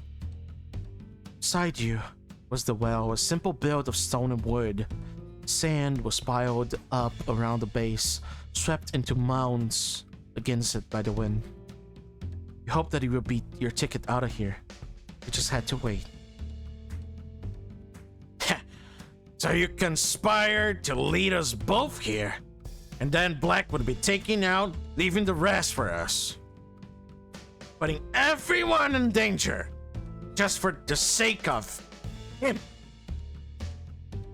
A lump formed of your throat. You squinted your eyes as the wind blew in your face. That's a stupid gambit, but can't complain that you showed guts for once. Sounds like something I would have done when I was younger. It's all well good to have you vouch, but I want to hear from Beaky Boy himself. Why do you want to join us? Joseph looked at you, unsure, a little panic in his eyes. Just nodded at him and nodded at Curly's direction. Joseph stalling for you was perfect. He let you focus on what was more important right now. The wind. That's what you were waiting for. Well, sir. I was just sick of the way Black treated me. There was no respect. You felt the wind whipping around you, blowing into the town, whistling through the alleyways. I was hoping for a fresh start, I suppose. New gang. Curtis' face remained the same, contemplative, a little bored. The wind was dying down, a new gust, soon. What do you plan to do? Are you planning to see like a heavy wind that will like a sandstorm? It'll blow him over. Like a sandstorm and then you run away? I don't know. I can make myself useful. I know a lot about... Curly waved his hand at Joseph and shook his head. Save me, kid. You're giving me a lot to chew on, but I'm not a patient man. I've made my mind up. I made my mind up. The wind was picking up again, blowing past your ears. You're a traitor, Joseph. I don't have time for that. Rain was rushing in your back now. The whistling of the alleyways gone. This was the moment. You stuck your foot behind the mound of sand. Oh, yeah. You stuck your foot behind this mound of sand next to you, piled against the well, and swept your leg to kick it. All as hard as you could. Sand and dust exploded as you cleared it through it and sent it into the air towards Curly. Desert wind you've been waiting on rushed in his direction, the grit and rock forming a cloud that covered him. He didn't realize what was happening till it was too late. His guard down. It was a momentary sandstorm in his eyes, in his mouth. Whoa, look at me. Look at me. Look at me. I did it. Joseph, you didn't wait as the dust clouds swallow Curly. Turning tail, running past the well towards the main street. Joseph was ahead of you, bumping over Black's body as he ran. You slowed down and stooped to grab Black's revolver from his holster. You know what? Yeah, you know. Fair, Curly. Kind of a strange move to accept someone that just stabbed their boss in the back in front of your eyes. You know? Fair. Ah! Oh my god. He's blind. Please. He didn't shoot anyone. A shot rang out behind you. And another. You ducked down. There was a loud crack of rocks as one of the bullets hit the well. Curly, usually a cool and collected shootist, was flying blindly in the direction he ran, just trying to hit anyone he could. Black's gun in hand, you peered over the well at Curly. He was standing in the same spot, covering his eyes with his arm, gun held out. He couldn't see again yet, but he was listening, or if he hurt anyone. You know how good his hearing was. Just like yours. He was waiting for you to move. Crouched on one knee, you leaned forward, feet poised to launch you from behind the well. You pushed hard and sprinted from your standstill, running at Joseph, who was cautiously waiting around the corner for you. Another gunshot, striking the ground near where you ran, and you stumbled as all the momentum of your run propelled you forward. You glanced at Curly as you ran and saw him start walking towards you both, around the edge of the building. Holy shit! Damn. Joseph's hand tapped you on the back and pushed you forward as you ran past, running behind you as you headed towards the saloon. Holy, calm down! Oh my god, I'm getting the glass even. 2 more shots rang out.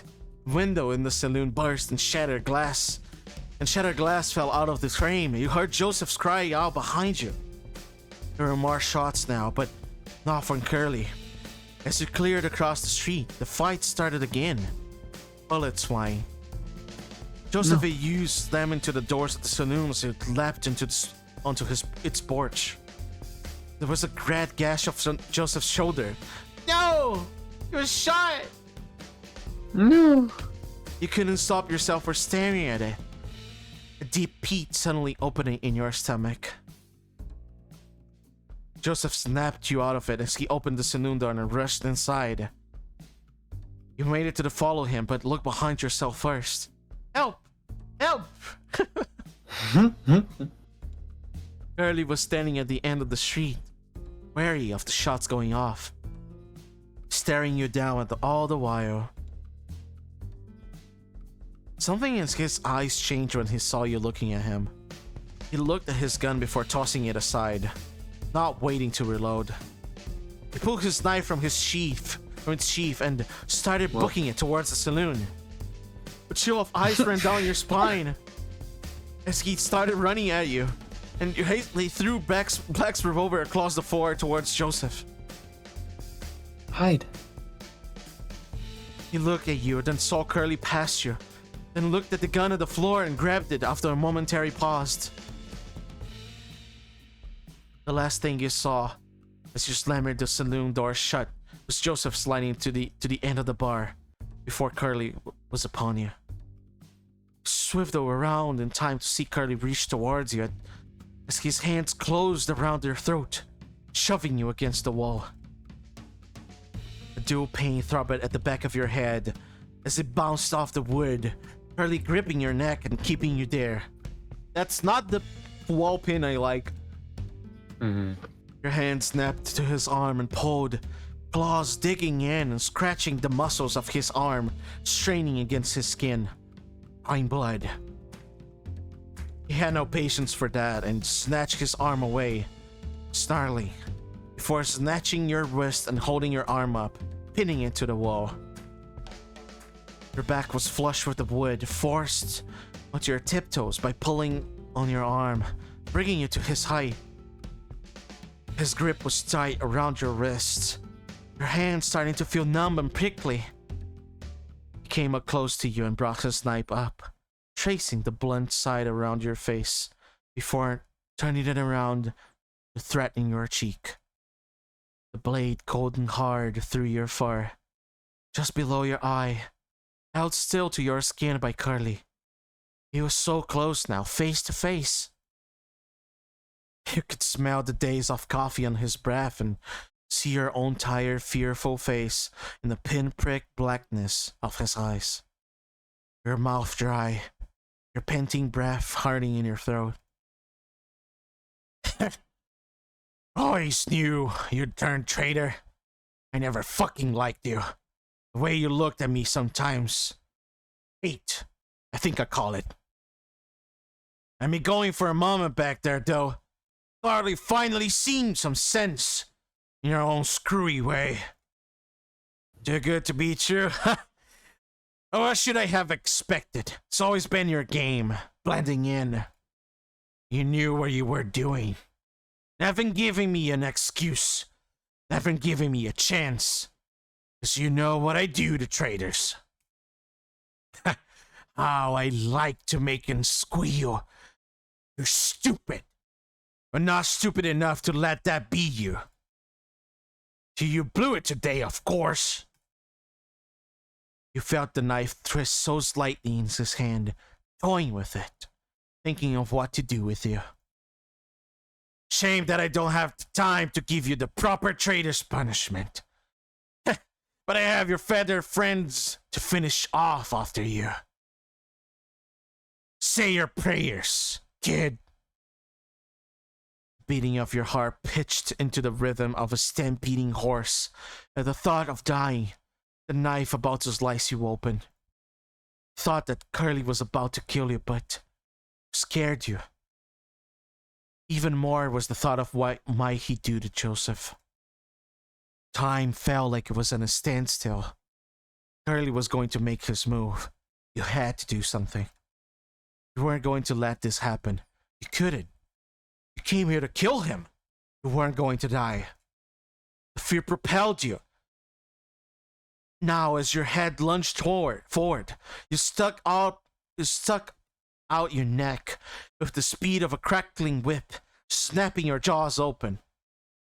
Curly hadn't even pulled the knife back yet, and it sliced through your cheek as it stuck your head out and clamped your teeth on his snout.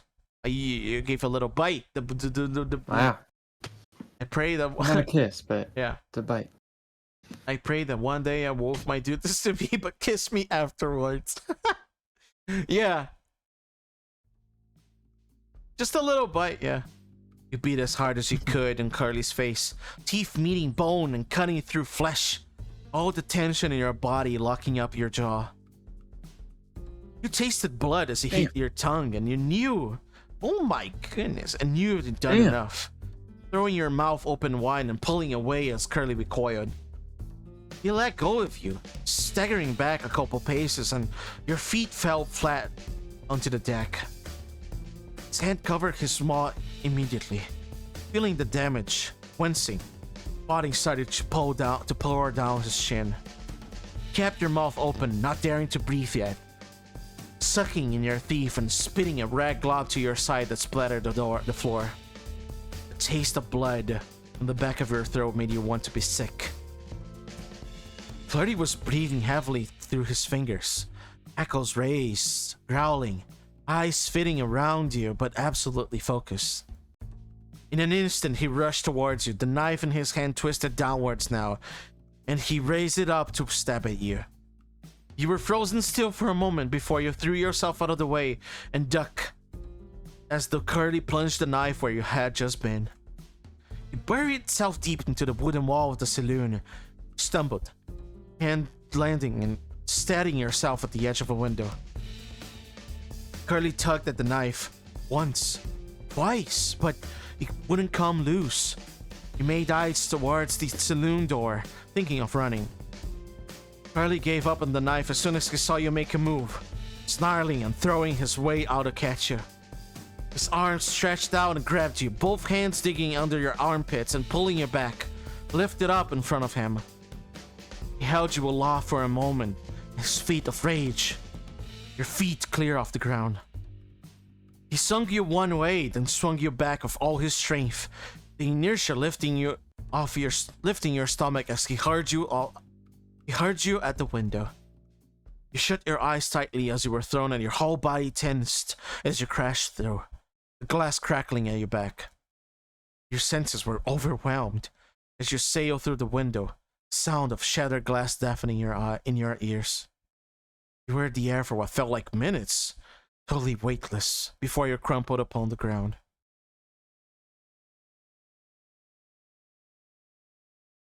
Your body screamed at the bruises, the cuts, the scrapes covering your body. Your back felt like it was on fire, your face wet and sore. You were curled up, lay in your side. You wanted to get up, to move, but you couldn't. Your limbs were too weak, your head swimming. It was all you could do to crane your head and lift your... It was all you could do to crane your head and neck. It was all you could do to crane your neck and lift your head up enough to look towards the window. The sunlight was streaming in, so bright from your view on the floor.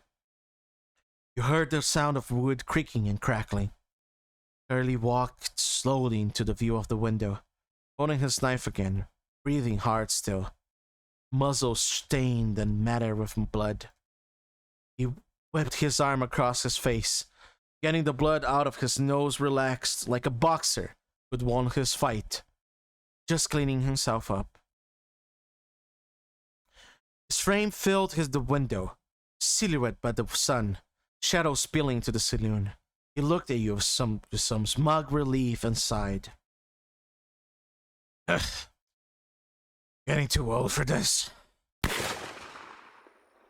He started carefully climbing through the broken window when a loud bang went off behind you, echoing the walls of the saloon. Staggering back a step, he clutched at his chest, and another bang went off, a second gunshot that made another small red hole. He stumbled, trying to catch himself on the porch railing but sliding off, falling out of sight past the window with a series of thuds. You heard shuffling behind you as Joseph crawled from the end of the bar over to you. His gun rattled at the floorboards next to you as he discarded it, hands gingerly touching you, trying to find some purchase to help you up. You could tell he was trying not to hurt you, but you were hurt anyway. There wasn't any avoiding the searing soreness as you tried to sit up.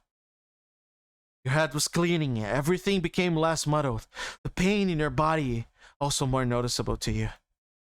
Cuts and tears in your back screamed in protest, and Joseph helped you push you to a sit, and you hunched forward, legs straight, taking a moment. I don't know if we should move just yet, Robin. Just stay put. You could hear the worry in his voice. You didn't know how bad it looked, only how it felt. You'd live. The only thing you heard concerned you more. Past towards the cacophony of guns outside, past the wind howling through the broken windows.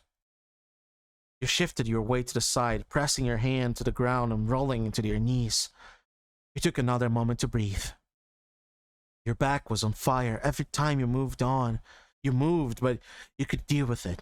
Just had to take it slow. Facing the floor, you saw yourself reflected in the shards of glass scattered around you. There were gashes in your face, on your cheek. A large red wound went around the top of your snout, and you resisted the urge to scrunch your face and see how it felt. Okay, I'll stop for here. Fenestrated? It's not defenestrate someone. It's not fenestrated. What the heck? Tasty iron. Oh my god, the safe word would be Fortnite. Okay, no. Your safe word is not Fortnite. Okay. Divi, I ban you for safe wording Fortnite.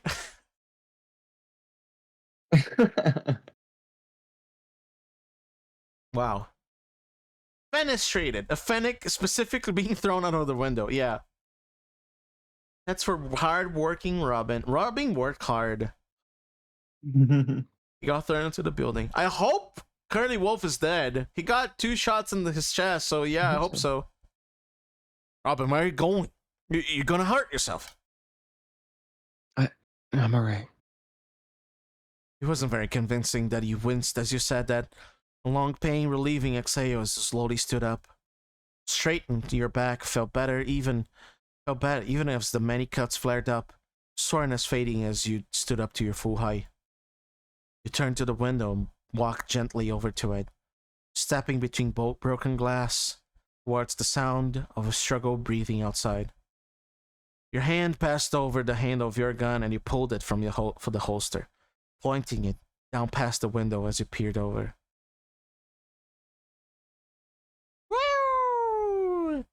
Woo! Is he dead though? Wait, Uh-huh. wait a second. Isn't this your? Do you use the screenshot somewhere? Don't you? What? You use Lookout's stuff for your stream. You're offline or Yeah. yeah. Is it Oh, this yeah. screenshot? I think it is. If it's Maybe. not, it's okay. It's maybe this one. Something like it, yeah. Actually, I'll go. Wow, you remember yeah. that. Yeah. Do SO Jovijet. Because I'll check Jovi's because Jovi is not streaming. Mm-hmm. Oh, I don't think it is. I think it's the town. No, it's the town. Yeah. It's the town. It Okay, is. okay. Wow. Sure enough, Curry was lying there on his front, shirt stained with blood. He met eyes with you as you peeked out, still wary of him. Aimed to finish me off, did you? Surprised I can't stand like that. You look like shit. You didn't respond. You had nothing to say to him. You fidgeted with the gun in your hand, fingers readjusting. Joseph approached carefully behind you, feeling him close at your back, looking at Curly over your shoulder. Curly's eyes studied Joseph for a moment and flickered back to you, before turning them to the sky, staring at the porch ceiling. What did I promise you, huh? Sex, money, safety, whatever it is, he's lying. Life makes liars of us all, sooner or later. You know, the real world, pub, you can't trust other people. At least I was honest with you, wasn't I? Never lied about anything. You knew the stakes. Can you say the same for others? I don't think so. You miss me when I'm gone. You regret it. Right. You'd accept his death already. There was a bottomless well in your stomach as you aimed at Curly's head. You shook away the thoughts nesting in your mind, a little fear that he might be right. Taking a deep breath in and out. You didn't know if there was credence to a dying man's words. You just wanted this to be over. Go to hell, Curly. Squeeze hard on the trigger and let your arm jerk as the gun went off. A bang that made your heart jump. Curly's head whipped to the side with a wet thud. A hole in his skull. Blood started to pool, dripping to the sand, and his arms fell limp. You put the gun back in your holster. You wanted to be sick, stepping away from the window, walking over to a table, something to fall on. A little stability, your fingers stepping the varnished wood, staring at nothing at all. Hey, hold still. Joseph walked over to you, close behind, a hand reaching up to your shoulder. Don't move. I mean it. Something in your back, below the shoulder of your shorter arm. You felt it move for a moment, Suddenly, a flash of searing pain. You barked and covered your mouth, biting a little on a finger to distract you from the pain. Jovi, bark. Bark. Woof. Good boy. You felt like someone was dragging a white-hot poker through the laft of your back. It only lasted a couple seconds, but it felt like minutes. Joseph's other hand on your opposite shoulder held you in place, and you resisted the urge to struggle until finally it stopped. No. I hate it. You panted like you'd just run the length of the town. The back of your shoulder felt molten. Sorry about that. So I told you not to move in the first place. Real nasty beat of glass in there. It's all right. Thank you. Your back did This is feel the knife. different. No, it was another glass from the window. I'm like, don't take that out, please. He took it out. That's what happened right here, sweetie. Well, no, like if it was a knife. Oh, if it was a knife, no. No. Yeah. It depends how deep it is, actually, but yeah. Yeah. Your back did feel different, less stiff. You hadn't noticed it before, even if it really hurt now. You turned around to face Joseph, your eyes gravitating towards the gash in his shoulder. Gray hair teared through his shirt and skin. Are you all right? Yeah, I'm fine. I'll live. You're in way worse shape than I am. He gave you a gentle, worried smile, then looked behind him through the window. You should probably get out of sight. Someone sees us in here, we might be in trouble. Especially with that freak of nature out there. Yeah, we should. Freak of nature. Early! Man tossed you out through a window. I'd say that's pretty freakish. I'm just glad he made it through that. Maybe I'm the freak, huh? Anyway, you're right. We should hide and wait for this to blow over. You looked around, and your eyes dancing across the saloon for somewhere to nestle into. Looking up and seeing the upper floor. Joseph followed your eye line up, and you looked at each other. Art said the saloon had rooms, didn't he? Yeah, he did. Time to go bang. Okay, Jinji. Wow. Wow. Look, they're shy. Yeah, they're shy. Should we go? Up? Would be a lot comfier than hiding down here, I think. Safer too. You felt your face warm and thought about it a moment. You're both bleeding a lot. Would Bartholomew get mad? Saloon was a mess already. You'd deal with it later together. Yeah, that would be good. You had a minute together of trying to help each other, trying to link arms or put an arm over your shoulder. You were too hurt and sensitive to really be touched by Joseph's though, and his shoulder too busted to hold your weight.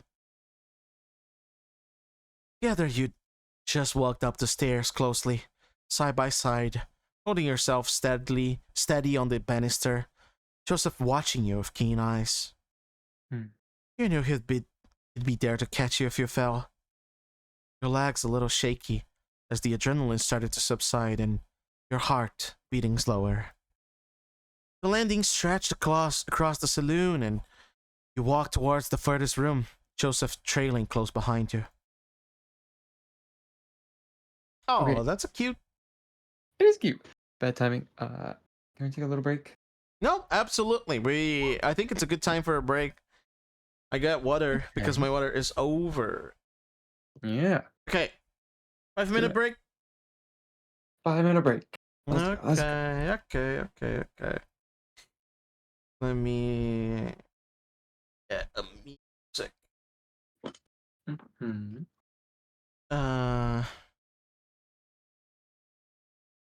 Gosh, I'm taking a gamble with this one. Yeah.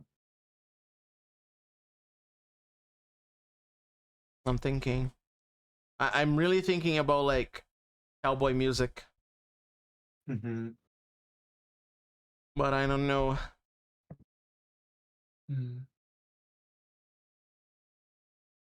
Oh, okay.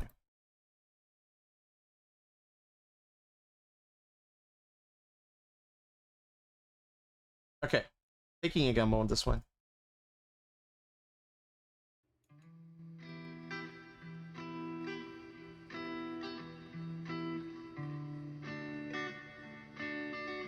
Hi Faye, hi again.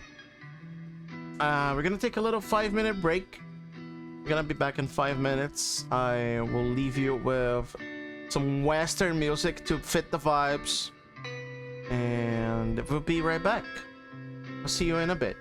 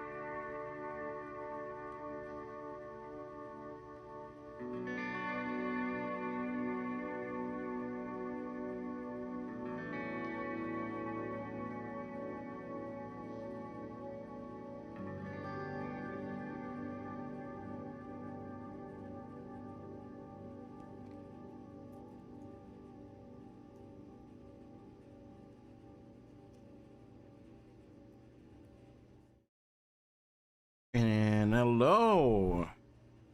Hello. Hello, hello. Let me put the music out.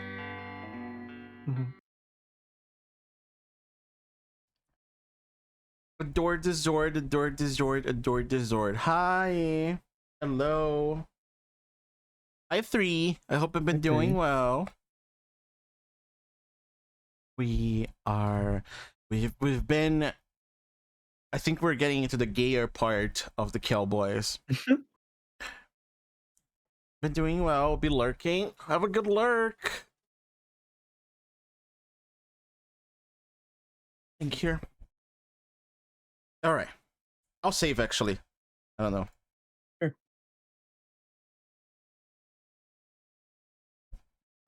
Twisting the handle. You opened the door with some haste, shuffling inside together. You turned and closed the door as quietly as you could, still bumping against the frame, the handle creaking as it turned beneath your hand. You waited there, facing the door, giving yourself a moment, breathing slowly, feeling the metal in your palm, gripping it tightly. The door closed. The peppering of the gunshots from outside was much softer. You could imagine them as raindrops against the window. Nice room. You let yourself go. You let go and turned to look around the room. You agreed. It was nice. It's bright. Sunlight skimming in through the window. Curtains open, fading onto the pillows. A clean bed, a side table, a dresser. You wander over to the bed, reaching out to touch, but thinking better of it when feeling the blood sticking between your fingers. A large rug laid on the floor next to the bed, so instead you lowered yourself down to sit on it, leaning back to rest against the bed. You rested your head against it too, at least feeling the softness of the sheets brushing your fur, meaning the curve of your neck. Joseph still stood where he was, looking into the middle distance. After a few moments, his glassy stare turned down to you, coming back to life. What do you do now? We wait. Wait for the fight to die out. Once they realize who's died, they should leave. Hopefully we won't be looked for. Right. Shuffled over to the bed and leaned down, groaning as he hit the rug, sitting against the bed as you did now. Sit here and hope for the best. As good as a plan as we had so far. He sat awkwardly as he tried not to put any pressure on his shoulder. Red gash was painful just to look at. Shoulder hurts like the son of a gun. Please stop bleeding by now. Yeah. Mine kind of hurts still. Probably not as bad as yours though. Suppose we should be lucky it wasn't worse. Ain't that the truth? You gingerly touch the cuts in your face, checking over if they're still bleeding, how deep they had gone. Only a little blood came with your fingers, your face sore and raw, but you could live. What's a few more scars? You can get patched up when all the townsfolk come back, I hope. I'll be fine. Don't you worry. Try not to worry, settling yourself down, trying to rest. Stared at the wall of the bedroom, unsure what to think, unsure how to feel. Tracing the grain of the wood with your eyes. You wonder if the numbness you felt made you a monster. Some strange lacking that left you sitting there, bereft of feeling. I am doubt about bereft, but I think it's right. Yeah, you're right. Yeah. Bereft, yeah. Bereft. Bereft. Yes. Deprived. Yeah. Mm-hmm.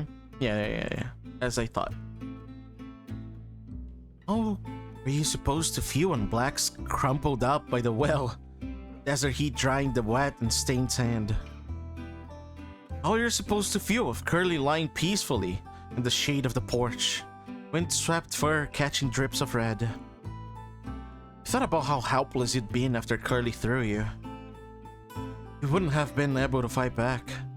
You thought about his smugness as he came to step through the window. You thought about him walking over, boots clacking against the wood. Cold metal of the gun through your fur as he stooped down to press it to your head. You were brought back from your thoughts as your ears drew your eyes away from the wall, down to your side, down to where Joseph's hand fidgeted, tapping against the floor. Softest of patters against the rug, an unheard rhythm from within him. His breathing caught your eye too, the noticeable rise and fall of his chest, the long exhales through his nose. Your eyes continued up to his sullen face, the feathers of his head subtly shaking, the nerves bubbling to the surface. You looked back down to his hand and found yourself reaching out to take hold. Joseph... 20, why am I being bonked? Why am I being bonked? I'm already hurt enough, you know? My shoulder sucks. Joseph jolted as you touched him, his hand almost reflexively jerking out of yours. Because it's so good to bonk you. Okay, fair. As he came back to the world, he looked down. He relaxed his arm when he saw, squeezing you a little and letting you steal his hand away into your lap. He was trembling as you stroked your thumb over the feathers, squeezing his hand back firmly. Your hands moved around each other, grappling, dancing, exploring each other's fingers and palms. Distraction of each other's fur and feathers. Just the two of you. You can make it if you try. You can make it if you try. Just the two of us. Joseph's arm being pulled away from him started to make him lean, his body subtly shifting inch by inch closer to you. He started to tilt and his head tilted too, laying on your shoulder with a comforting heft of weight. You laid your head on his, feather ends sticking you through your fur. He untwisted his arm into a comfier position, keeping it near. You took a hold again, holding the back of his hand, digging your fingers in between his, intertwining. Oh, that's gay. Oh, that's straight up gay. Oh, intertwining, hand holding? What? What? Is this allowed? Oh, God. I wonder. Now it's gay. Now it's gay. Well, it hasn't been gay before, It was but... never gay, but now it is. Yeah. Now you were both still. Only the small movements of getting comfortable to disturb you. Hands fidgeting together. You're alive, huh? If you really do that. Nah. There's no way. We rolled up on Clemency, and I saw it all. I thought he had no shot. How did we make it out alive? There was an incredulity to his voice that weighted on your heart. He was right. You nearly died. Nearly. You didn't. You were still alive. You were still here with him. I don't think I care about the how or the why. We're still alive and they aren't. All that matters to me is that I'm sitting here with you. I can feel how warm you are. Oh. Oh. Joseph sat up on that, his head no longer on your shoulder as he turned to look at you. Looking into your eyes. Found on your hand, let go of his, reaching up, wanting to feel him, feel his warmth. The way his stomach moved as he breathed. His heart still beating strong inside him, like he was reaching out to you, quickening as you let your hand lay on his chest. You felt your own heart beat, drumming louder now, like you had just minutes ago. Not out of fear this time, not that kind. As you reached up past his shoulder, he closed his eyes as your hand rubbed gently up his neck, feathers fluffing, stroking up till you cupped his face. The feathers of his face were soft, intermingled with the dust and dirt, specks of dry blood that you felt beneath your hand. He opened his eyes again, those big honey gold and brown rings that started to flick around your features, studying you, looking at you in a way you don't think you've ever been looked before. He cleared his throat a little, dry and unsure of his words, but wanting to say them all the same. Start stream, oh my god, and Matos, is that the moment? Oh my goodness. Mm-hmm. Mm-hmm. You know, I don't, did I ever tell you how handsome you are? You couldn't help but your little snort. You couldn't help your little snort as you laughed, turning your face away, giggling over the nervous trip of his words. No, I don't think he did. Ah, come on, Robin. Looking back at him, felt like your faces were closer. Your laughter subside, cheeks starting to warm as the sweetness of his words trickle into your thoughts like honey. You found yourself leaning in slowly, as did he, your eyes glancing at each other's mouths. Stretch of tension in your back as your head pushed forward, had your hand buried in the softness of his feathers, pulling him closer, eyes meeting once more, just a moment before. Woo! Let's go!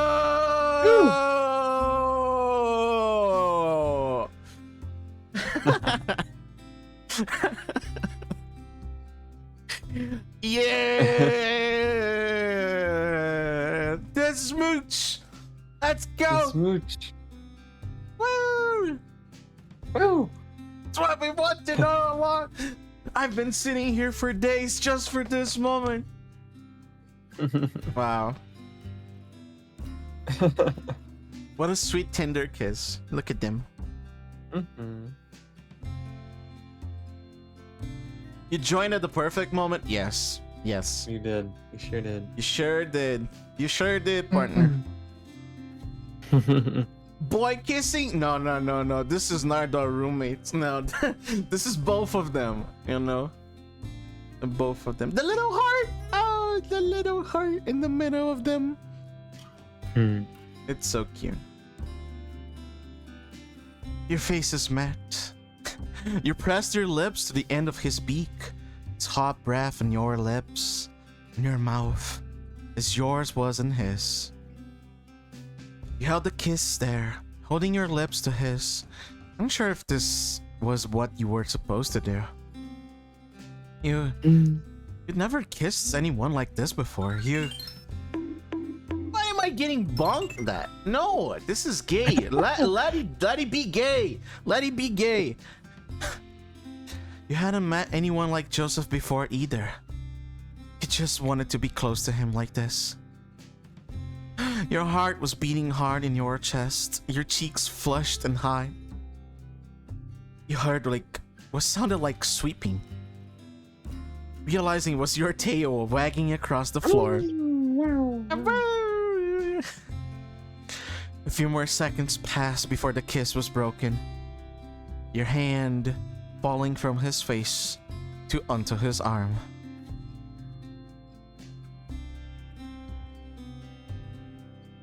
You look at each other with quivering breaths, You could feel the strong rhythm of his heartbeat in your hand. Good puppy, all excited at your man. Wow. Good puppy. Wow. A big, gracious smile spread across Joseph's face. You matched it with a more sheepish one, embarrassed still despite everything. Guessing you never kissed someone with a beak before.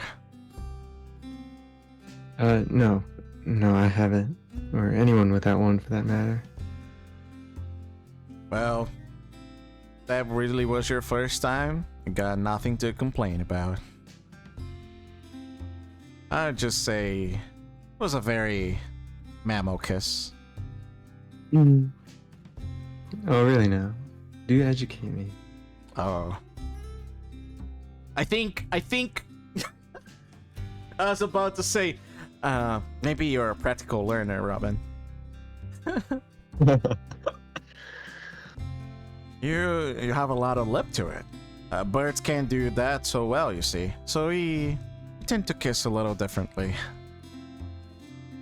Your face warmed even more, your ears burning as he leaned in closer, talking softly. Let me show you. What? One hand came to rest in your leg. Whoa. Okay, wait, kiss? This is a good kiss, huh? Don't worry, no TOS breaking. You're happening. fine. One hand came to rest on your leg as he leaned forward. His beak has flush with your snout. Close your eyes as he came closer. Whispers of his breath warmed in your face as the tip of his beak gently poked at your cheek. He preened and rubbed his beak through your fur, almost nibbling at you, feeling soft scrapes around your skin. Joseph's affection continued against your cheek, the feathers of his face close to your nose, smelling of sweat and tobacco. He nuzzled through the fur of your face a few moments before rubbing his beak all along your snout as he dipped his head back. You opened your eyes again, bemused by Joseph's new kiss, to gaze upon his bashful face. From the blush of his cheeks and the usual shyness he was trying to shrug off, you felt as you'd been entrusted a secret. What do you make of that? I think I like mine better, but I could get used to those too. New kiss unlocked! Woo! Let's go! He slipped an arm around your back, holding you closer, as your heart fluttered at the thought of a familiar kisses. I would be happy to oblige. His face beamed with a warm smile, and he leaned forward to rest his head atop yours. You reached your hand across him and grabbed his other hand, pulling it into his lap, keeping you all closed like a bundle of sticks. A bundle of sticks. A bundle of sticks, yeah.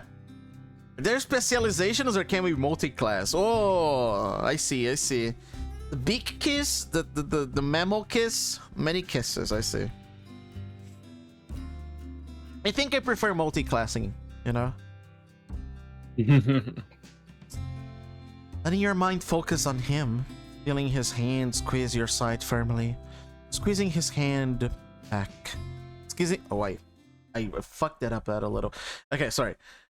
Letting your mind focus on him, feeling his hand squeeze your side firmly, squeezing his other hand back.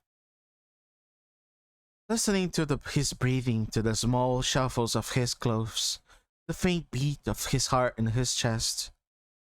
Your ear flicked around a little as you heard something else, some subtle noise you wanted to ignore, focusing on the warmth of Joseph. The fight in that street seemed to be over. No longer could you hear the muffled shots, the pops or bangs or cracks that split the air. What you could hear now, though, were rhythmic thuds, distant and soft but growing louder by the second. It was footsteps, first at the stairs, but now coming along the landing, coming closer. You sat up sharply, knocking Joseph in the chin a little as you heard one of the doors open and then close. Whoever it was checking the rooms. Joseph sat up as he took note of the noises as well, realizing the same as you. Someone was looking for you. Or at least, someone was looking for stragglers. Your hand snapped to your gun and you pulled it from the holster, aimed it square at the door. You heard more doors open and close. Whoever it was would be here in a few seconds. The footsteps grew a little bit louder, and you found something familiar within them. There were 4 footsteps, 2 people, but there was another offbeat thump there. Out of pace. 5th footstep? As the hunters came to the door, you realized what it was. Your hand coming down, pointing the gun away. Joseph whispers urgently, "What are you doing?" It wasn't another footstep you heard. It was the thump of a cane. The door swung open, with 2 figures standing in the doorway. A moment of uncertainty had you pointed the gun back their way. You put it away again. Oh, okay, I'll go it again. You put it away again, though, as sure enough, you saw who you were expecting. It was Sheriff, along with a man unfamiliar to you. A lanky, serious-looking hair who leaned in, still holding the door handle. Oh, okay, good shit. Mm-hmm. I thought it was someone else that was like searching for you, and yeah. They thought that too. I like this bunny a lot, by the way. Mm-hmm. This so bunny cute. is very cute. It's very cute. I love the overalls. Overalls, amazing. Yeah. The fit, mwah. I can do that. I can do that. Okay. Because I can do that. Well, Go ahead. put that thing away there. We don't mean you no harm. Good voice. Both of them had rifles slung over their shoulders, and Sheriff's warrior face turned one of relief when you met eyes. And I thought I was getting all twisted up worrying about you two. I knew you'd be alright. Sheriff, what are you doing here? I thought everyone was out of town. Well, everyone is, except for us. Oh, I should introduce you. This is Matthew. He stayed behind to help me. Matthew? Wow. Matthew, wow. I couldn't go with everyone else. I was worried about the town and you boys. So Matthew and I stayed here to help however we could. We were up on the roof shooting as a distraction. I hope it was of some help. Wait, that was you? I thought you were supposed to be pacifists. We didn't actually shoot anyone, we just shot near them. And to tip the scales in your favor and give them something else to worry about. Looks like made the saloon a little bit of a target though. Bartholomew's not gonna be happy about this mess. I'm sorry. We'll do whatever we can to help. Matthew waved it off cheerily. Don't worry. My husband's a very forgiving man, but this saloon's like his baby. Wait. Oh, You're the bird! The bird's husband! the bird's husbands. Bird's Bird husbands. husbands. Yeah. You wanna know if you're right, but after that, he's just gonna wanna fix it up.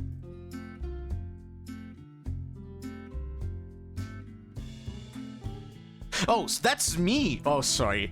I completely dozed off for a second.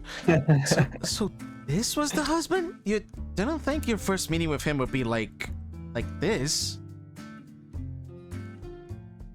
Seems like you got banged up pretty bad too. I don't know if we should have done more. No, I think you may well have saved our lives. We knew the danger of what we were doing. Thank you for helping us like that. You didn't have to. Yeah, thanks. We owe you one. Not mention it. Or ask for your help when you're better, but right now you need someone Right now, you need some seeing to. Lucky for you, the town doctor's here. Where?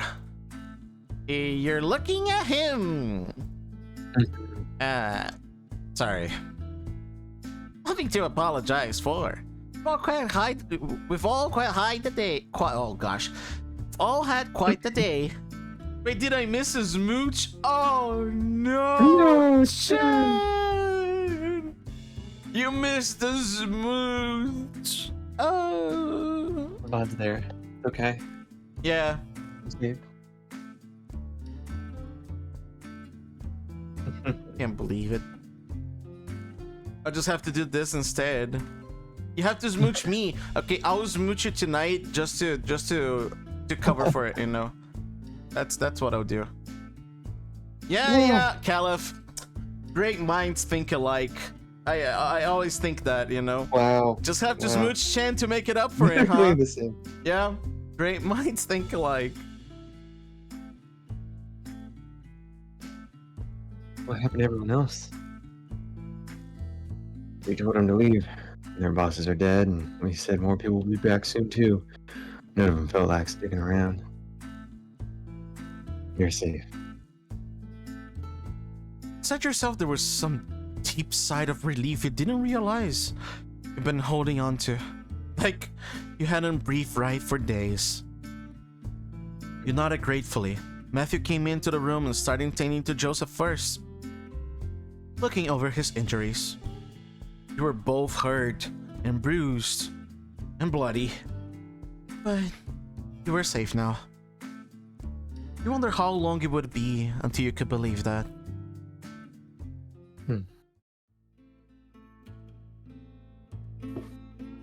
You're not sure if you knew back then or when you realized that you'd carry the scars from that day for the rest of your lives. You and Joseph were put in separate rooms at the saloon by Bartholomew, who insisted you stay so that Matthew could treat you both. No! No! Separate rooms? What the hell? Hello, I'm banging on my desk right now. What the heck? Let them smooch, man. Please. What the heck? The month you spent resting and recovering there was full of sleepless nights.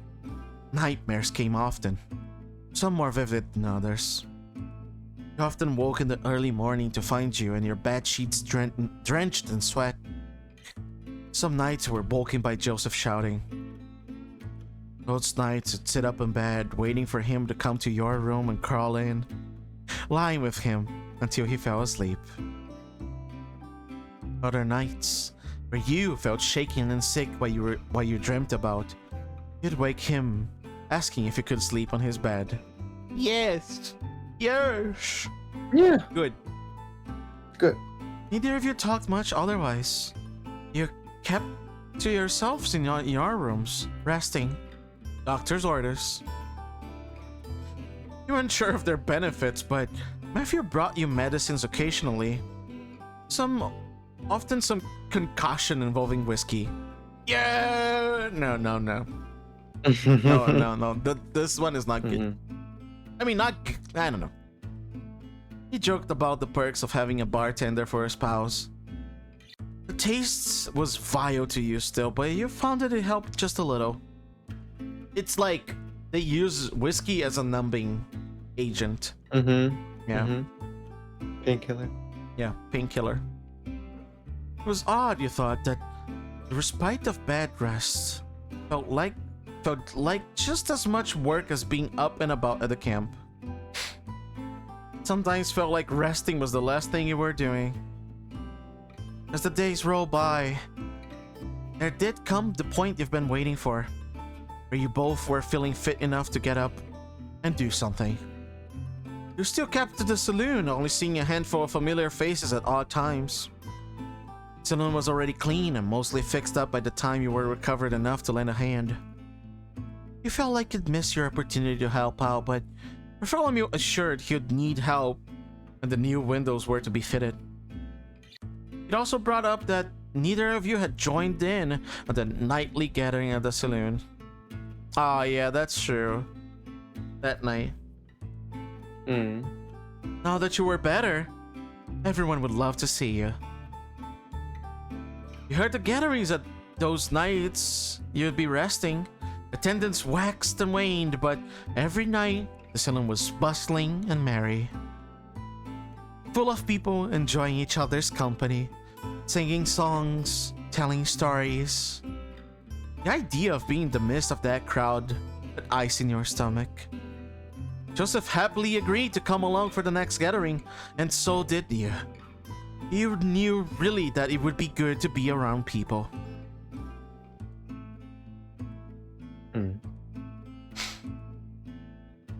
Now here you were, standing in the front of the window in your room, looking out past the vague reflection of your face in the glass.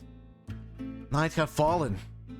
Lights and houses down the street snuffed one by one as people left for the saloon, the downstairs filling with the town.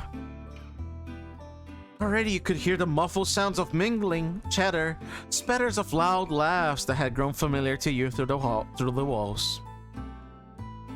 You kept looking out the window into the dark desert, knowing that you have to move soon. Just waiting another second, another minute. Have a nice lurk, Trin. Hi, hello, hello. You had to go. Go on. Leave the room. A short sigh at yourself sent you off, walking across the room to meekly open the door. You pulled it open just a crack, the warm lamp light in the saloon spilling in. And to your surprise, you found Joseph standing there. One hand raised, about to knock on your door. He flashed you a little smile, clearly asking if he could come in. You opened it just enough to let him in before closing it, leaning with your shoulder to the door as he stood close to you. Hey. Hey. Your greetings practically stumbled over each other, both clearly antsy, trying to get some words out. Are you ready? You chewed the inside of your cheek a little as you thought. You wanted to be ready. You wanted to go down and see the people who had cared for you. Joseph was there too. He would be fine. I'm not ready either, if it helps. I figure if we dilly-dally about it, so it will never be ready. Yeah, you're right. You sigh and Joseph patted you in the shoulder, a little reassurance to get you going. All right, let's go have a good time. That's the spirit. Joseph followed close behind as you opened the door wide and stepped out, eyes adjusting for the darkness of your room.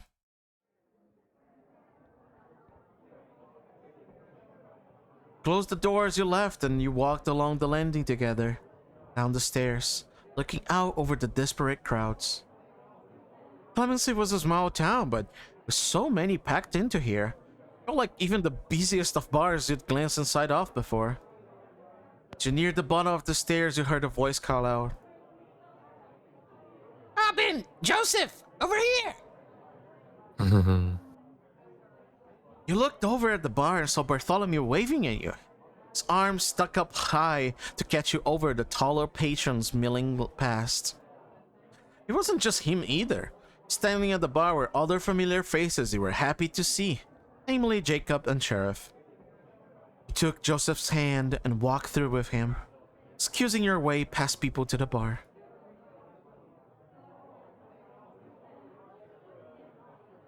Whoa, look at how many people. Wow.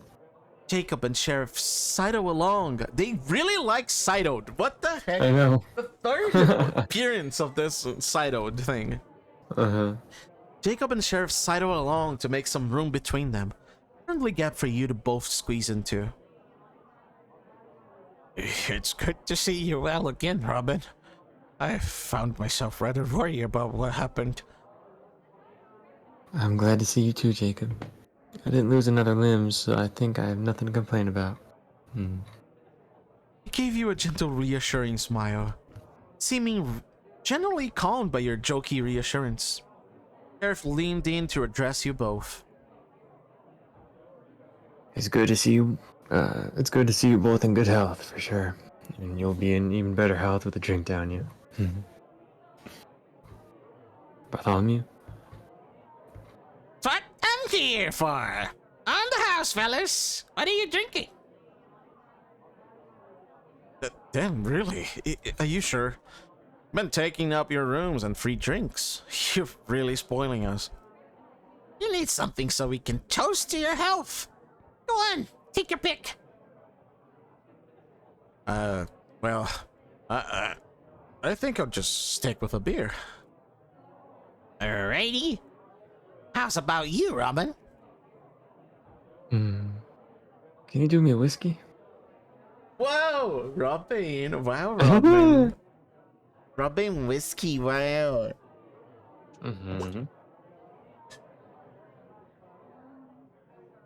You felt Joseph giving you a quizzical look. Surprised you chose such a hard liquor. Sure thing. Let me get on those. He turned and busied himself with finding what you ordered, and you looked at Joseph. His face still confused over your choice. What? I've acquired a bit of a taste for it. No, I can't respect it. I just didn't see it being your kind of thing. I'm full of surprises, huh? Sure are. You felt a little blush rise to your cheeks as he gave you a wry smile. Bartholomew set down a stout tumbler of whiskey alongside the beer on the counter. You took your drinks as Sheriff started to speak. That's more like it. Now a toast to Robin and Joseph. You boys pulled off something incredibly brave, and I'm thankful you made it. Here, here.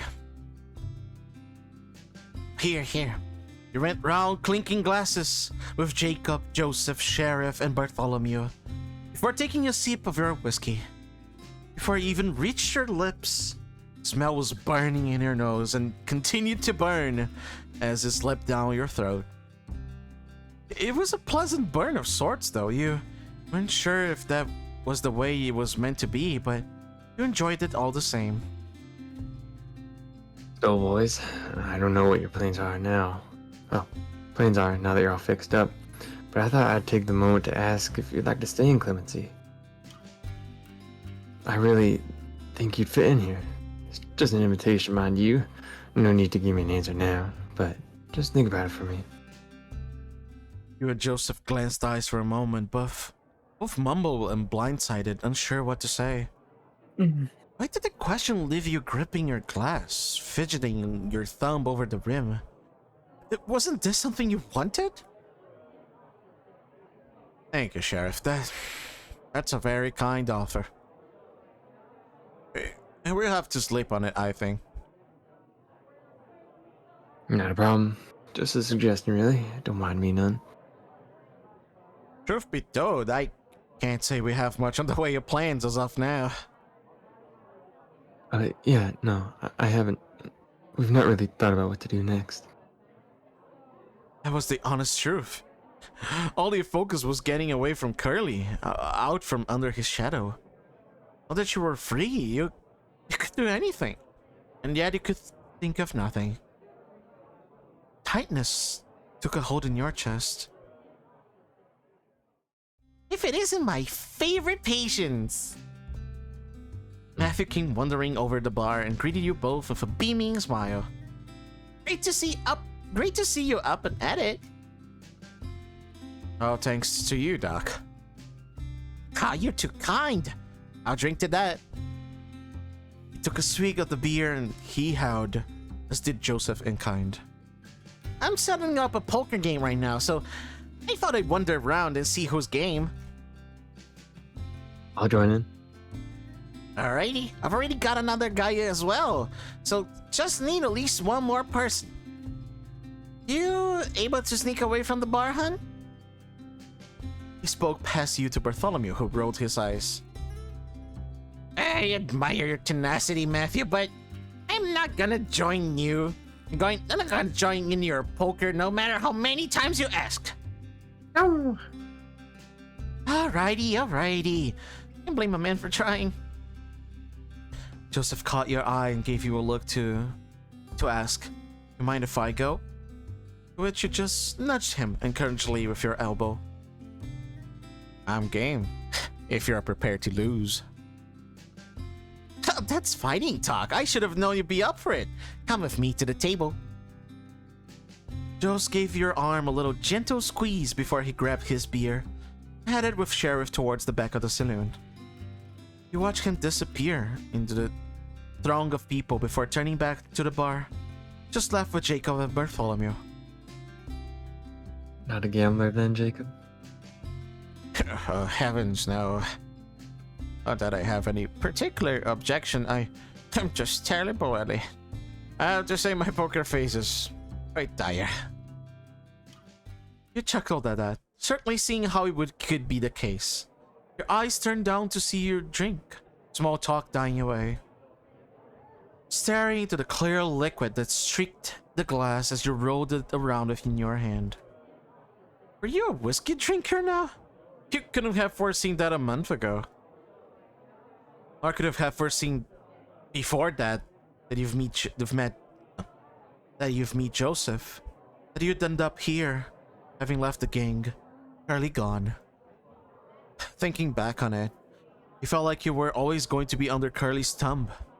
What else was there for you? It was going to be your life until the tides of fate swept you elsewhere. You don't think you've ever had a chance like this. Now, you have the chance to choose your life. Everything is still just as hazy. What comes next? I know that look. You turned your eyes up to Bartholomew as he put his elbows onto the bar, leaning with a friendly, knowing demeanor. That's a face with someone with a lot going on in the upstairs. There's something very interesting at the bottom of that glass. You think about what Sheriff said? Yeah, it's just, I don't know. What are your plans now? You must have some idea of what you want to do. Can't say I do. I've not thought about it, I guess. You know, you don't have to stay in Clemency. You could go anywhere, really. Yes, I would say I agree. Traveling is an incredible way to learn and to discover what kind of man you are. What kind of man? Indeed. It's easy when young to think you know the world. Think you know yourself well. That's what I thought before I went on my pilgrimage.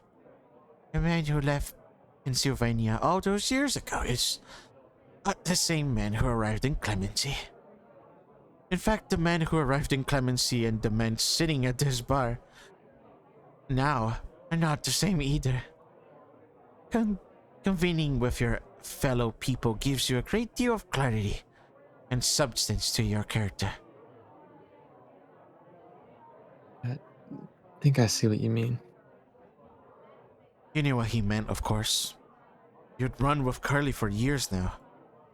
Who you were when you left home and who you were now are strangers to each other. You weren't sure that person from years ago met you now. That you'd be someone you wanted to know. It's not just yourself either. You can learn a lot about someone else from traveling with them. Me and Matthew learned so much about each other on the trail, both the good and the bad. I don't think you really know someone till you had to share the same bed for weeks on end. It could be good for you and Joseph. Maybe. You could feel your cheeks turning red. Joseph had talked about riding east before, but it was more like running away at the time. Gosh, sharing the same bed. I know. Mhm. Wow.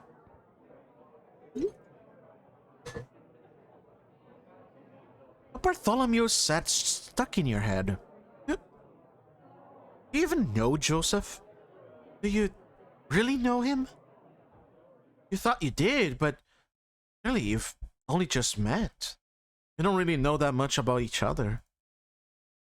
While you may feel things for him, you have never anyone. No, wait. While you may feel things for him, you've never have anyone else. And you've gone through hell and high water to be here together. Is that enough? Is that a reason to stick together? Do you want to know who he is? Do you want him to know who you are? You have no idea what the future holds. You have no idea about anything. You don't know Joseph. He doesn't know you either. You don't even know yourself. Tar was welling up your chest, coating your insides, making you heavy. Breathing deep, tapping your fingers on the bar. It's too warm in here. Too many people, you need some air. You feeling alright, Robin? His words snap you out of your thoughts, but the feelings remain. You nod as subtly. Yeah, I think I'm gonna go outside, get some air. Giving them both a weak smile of reassurance, you left your drink on the bar and stepped away, passing strangers to head out to the doors.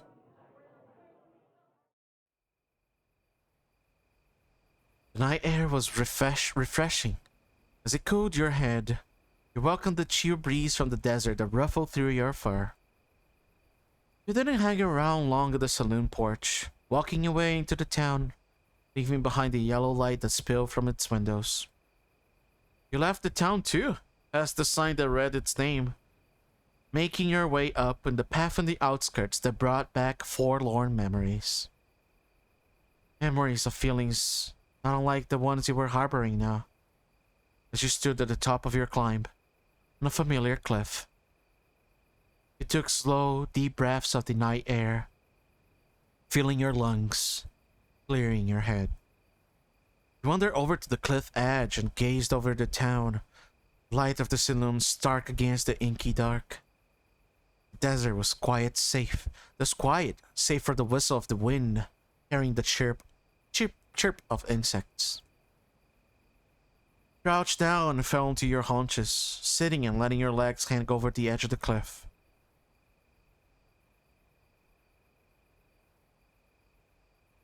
It was funny to think how many life-changing things can happen to you up here. Meeting Joseph, spending the night with him, sowing the seeds of your plans to be free. Was there some comfort to being up here, perhaps? Fond and fresh memories that calmed you, reminding you why you were here. Still, there was a gnawing feeling in your heart no matter how much you hoped for there was not to be. Why are you feeling like this? Why are you so worried? Why are you so scared? What's wrong with you? Shouldn't this freedom you have now be a good thing? Why does it feel like everything's about to come crashing down and around your ears? What about Joseph? Sweet Joseph that you made a promise with. You let out a heavy sigh. You didn't expect to be weighted down with so many thoughts tonight. This was supposed to be a celebration. Now you were up here, away from everyone, many contradictions running through your mind. That's always been your answer to do things. Running away. The only time you didn't it was because of that promise. How stupid can you be to choose to fight? And then want to run away from everything you were fighting for? You'd probably run away from yourself if you could. You just wish you could answer why. You sat for a little while. The wind up here was still a pleasant breeze. It blew past your head, cooling your warm ears, taking small grains of sand with it that floated off the cliff. Not thinking about much at all as you looked into the night, at the distant dark blue silhouettes of hills. Howdy, stranger. What brings you up there? Oh, what brings you out here? You were drawn from your trance by Joseph's voice all of a sudden. You were so out of it. You hadn't even heard him approach. You turned and looked up to him. He was standing a few paces away. His beer in one hand, your whiskey at the other. Mind if I join you? You nodded at the ground, letting him know he could come sit. He walked over and lowered himself carefully to sit next to you, keeping the drink steady. He held your whiskey glass out to you by his fingers, and you took it as he put it in your palm. Thanks. No problem. So like I said, what brings you out here? You absent-mindedly scratched the side of your glass with a blunt claw as you thought of your answer. I just needed some air. Yeah, it was a little stuffy in that saloon. You asked me we did Bartholomew a favor breaking some windows. You're out of place. You giggled a little at that. He was good at making you feel better. Why are you always so charming? It seems to come so easy to you. He looked a little bashful at that comment, scratching his head, unsure what to say. I don't know. I just picked it up over time, I guess. Helps you get out of fights and whatnot. Yeah, that makes sense. You feeling alright? Didn't say anything when you left. Sorry. I didn't want to bother you during your poker game. You thought about what you wanted to say, but so many things vied for your tongue. Everything swelling up inside your chest fit to burst. You didn't know if you could admit how you were feeling to him. It almost felt too personal. You felt wrong. It felt harsh. I feel strange. That's the simplest way I can put it. He looked at you a moment, eyebrow cocked, unimpressed. Lay it on me. Huh? Lay it on me. I want to know what you're thinking. I know you got stuff in your mind you ain't telling me. You blew through your lips with a sigh, thinking about whether you should. He was right after all. You don't have to hide how you feel anymore. If you were honest, you didn't want to keep hiding it. I'm scared, I guess. I don't know what the hell I'm supposed to be doing, what I'm gonna do next. Everyone at the saloon was asking us about plans, and I realized I didn't have any. I didn't think that far ahead. Gosh, I love talking about feelings, right? I bet that's what you're going to say, Caleb. Gosh, I love.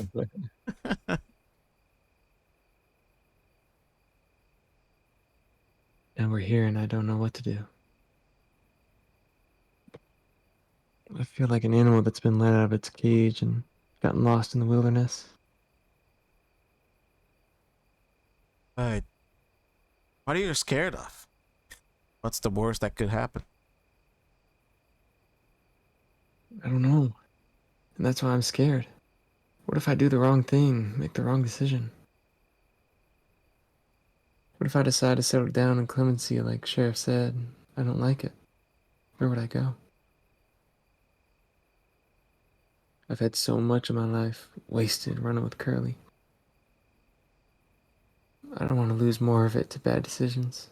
I've made too many of those. I don't want to waste my life either. We can make those choices together now, though. We can turn over a new leaf. I know we could, but I'm worried about you too. I was talking with Jacob and Bartholomew, and I realized I don't know you. I don't know anything about you. You don't know me either. Joseph's face was solemn. could just stare into your eyes, like he was trying to unpick some meaning from your expression. I've done horrible things, Joseph. So have I. I don't know that I like the person I've become after Curly. I don't trust myself. You did what you needed to stay alive. You don't have to like it.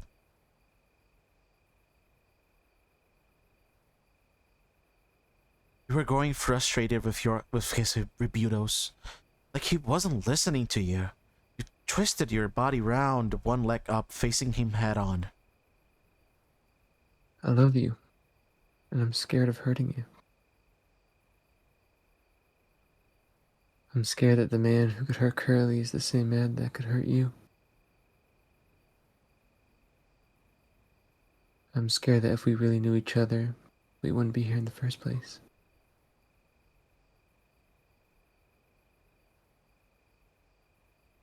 Wind whistled in your ears. Jos- Joseph's face was still. Eyes squinted a little, contemplating your words. A few moments passed before he opened his beak to speak. I love you too. And I'm not scared of you. I want to find out who you are. And I hope I have the courage to let you find out who I am. I'm scared as all hell too. I know what you mean. Now that I'm free of the gang, I don't know what to do with myself.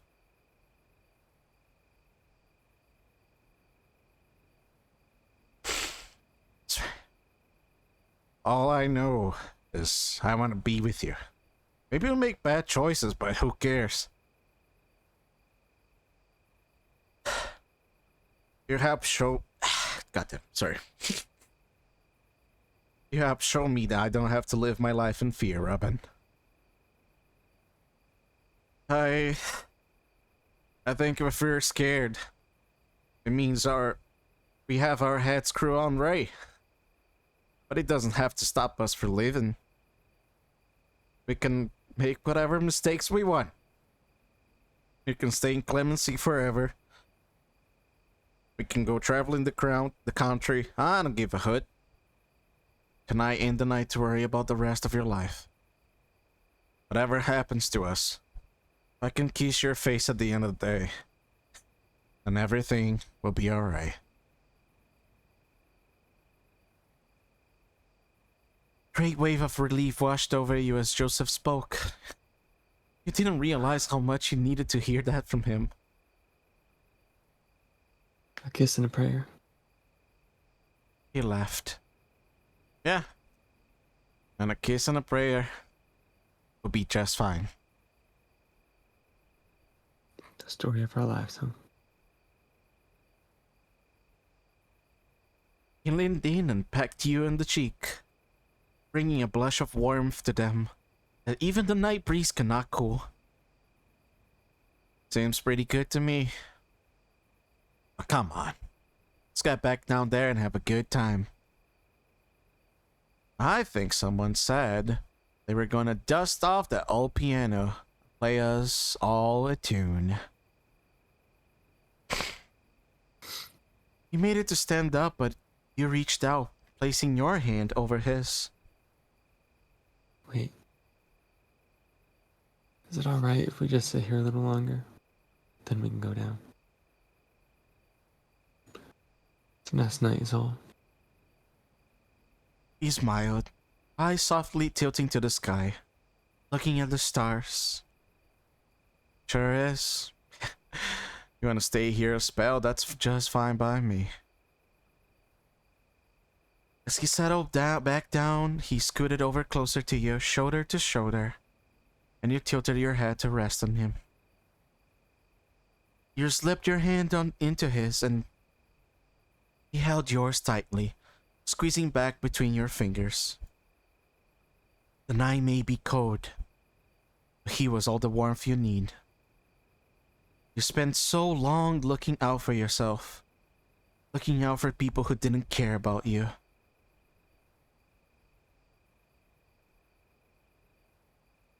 Now, you can look out for each other.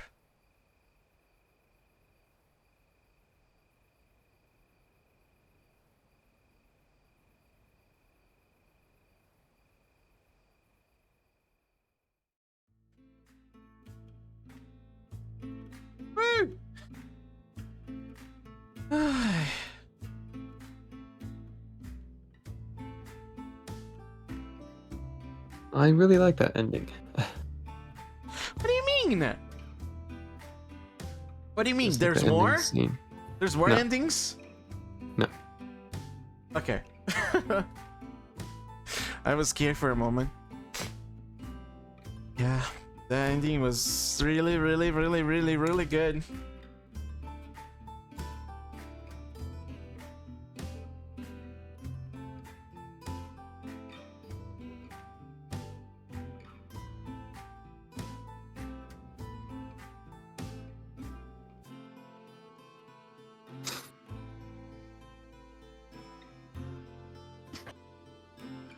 Our love to our friends and family and parents who supported us and make it possible for us to make this gay little game.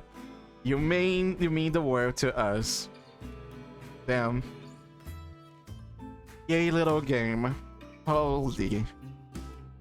I saw gay little game and I was like, yeah. Uh-huh. That's the end. Thank you for playing Lookouts.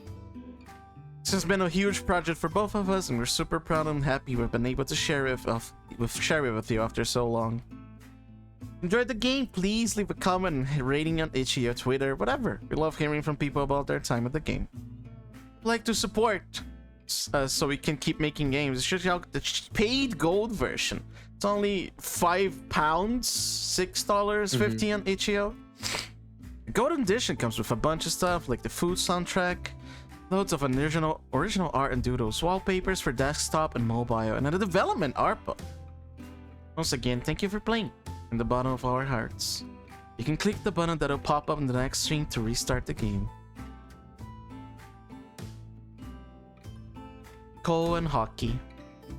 I bought the gold. Yeah. I would have. Absolutely.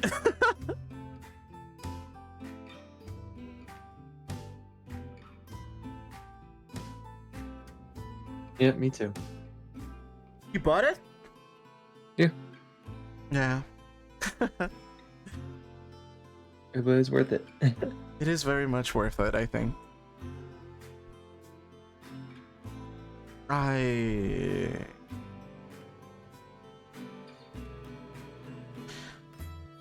Do you want to say stuff about the game? You want to gush?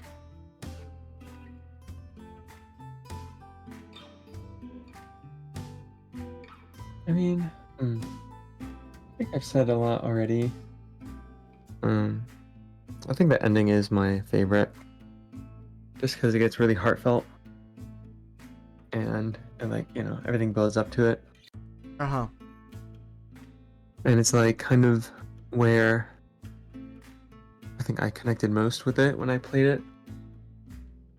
So I played this, you know, 2.5 years ago, Mm-hmm. and that was a much different time in my life, and I think I was like definitely very inexperienced with my idea of love, and I think what Robin was saying at the end really made an impact on me, and it still really does. And What it's like, exactly? think about like just being scared Mm-hmm. of the future and like hurting people you love, and just that anxiety that everyone knows. And it's interesting how Joseph views it as a very it's just like Joseph has a very laid back mindset about it, and it just reminds me how funny it is that this like anxiety can mean absolutely nothing or it can mean like everything to you. Mm-hmm. Like it's hard not to take life seriously, but in the end we are just ants on a rock in Yeah. space with no purpose or no known purpose.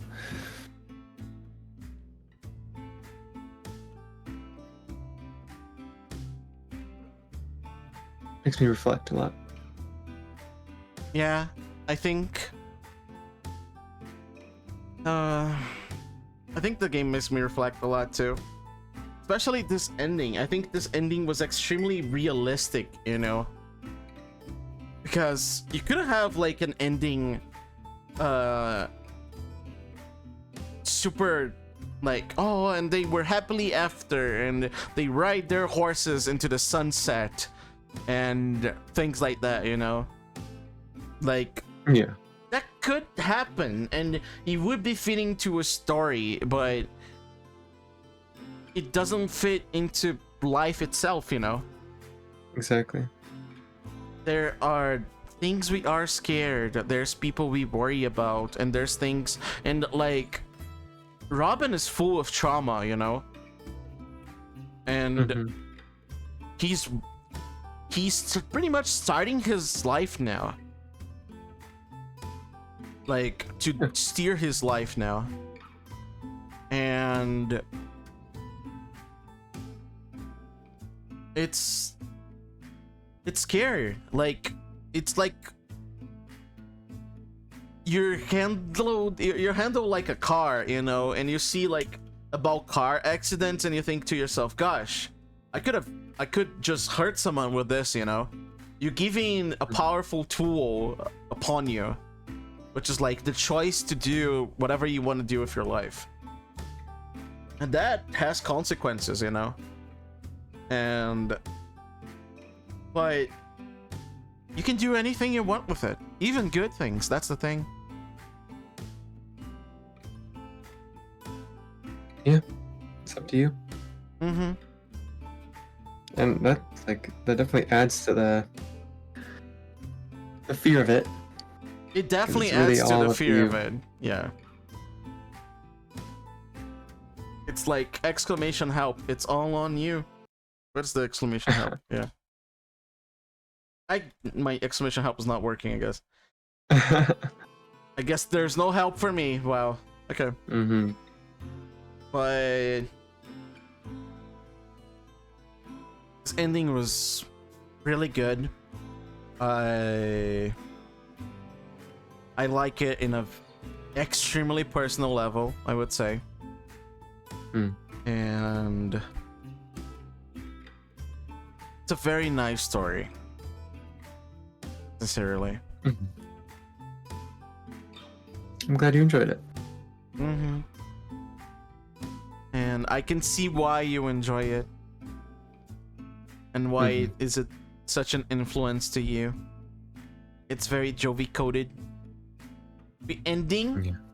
we finished the game. So, and we hit about like 4 hours. So, I think so.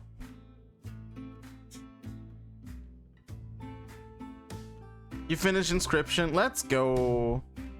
I'm back. What happened? Gosh. Oh, Drago. Oh my god. You missed gay kisses. Can you play the part I missed again? Oh yeah, let me just go back to the start and load the save that I put here. And then we can do the whole thing again. The whole like 2 hours of voice acting that we did. Mm-hmm.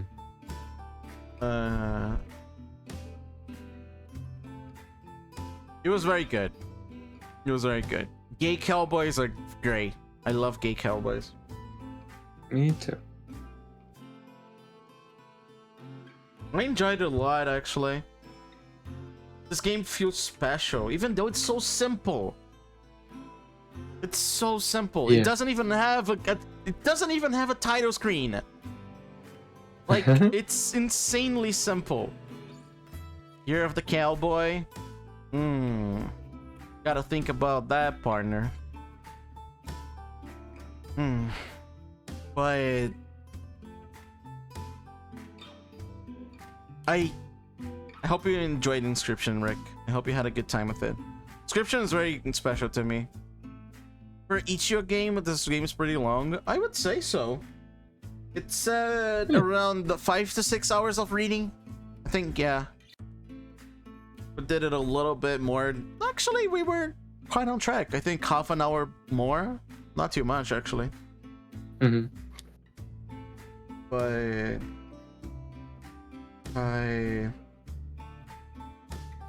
I actually have never seen that fight scene.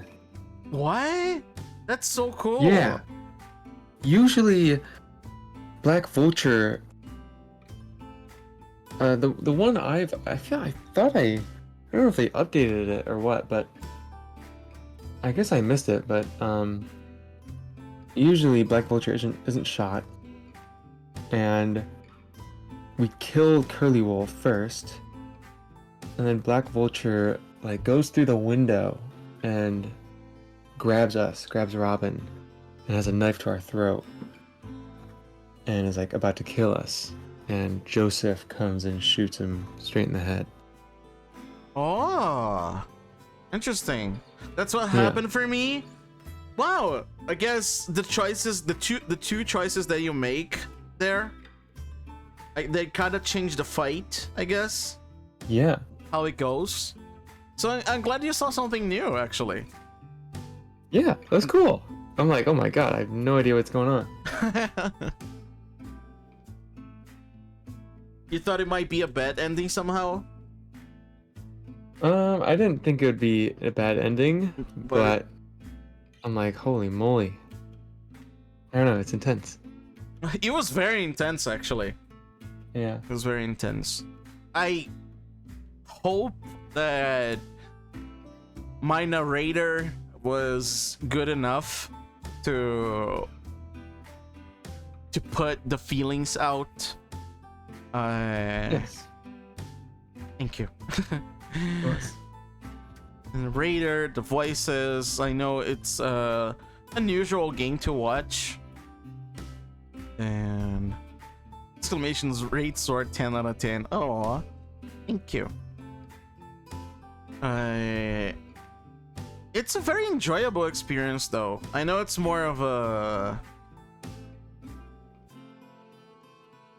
I wouldn't even say calm experience, but it has less happening, you know?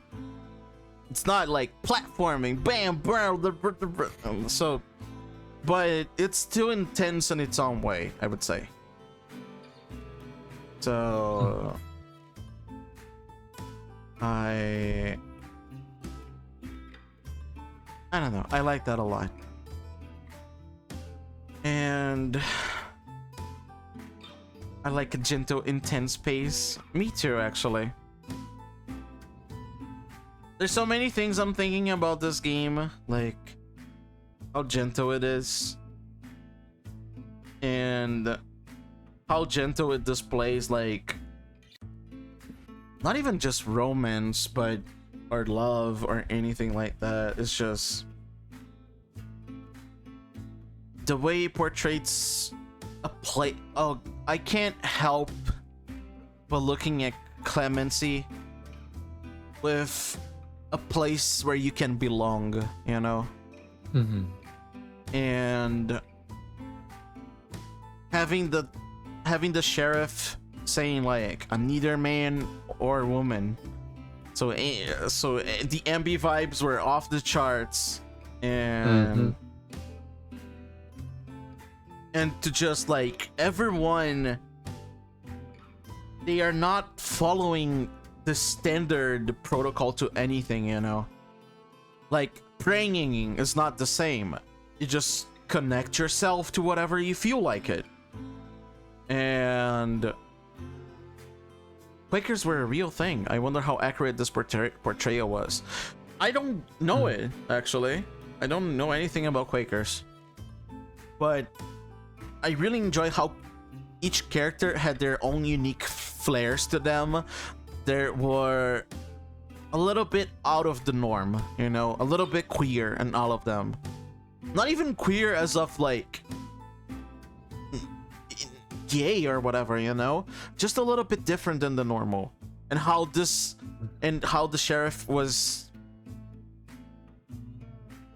telling about this place as like a bunch of people that don't fit anywhere, you know. And sincerely, I really enjoyed that. I've always enjoyed that because ever since the beginning of my life, I kind of thought that it wouldn't fit in anywhere. It was weird. It always felt weird, you know, up until recently, I would say.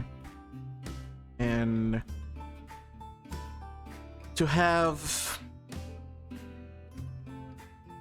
my own version of clemency, I think it feels nice. Cute. Yeah. And now we all... Gosh, I choked. We all adore Zord. Wow. Because we're known to be LGBT friendly even historically. That's amazing, actually. I don't know the history behind it. Good to know.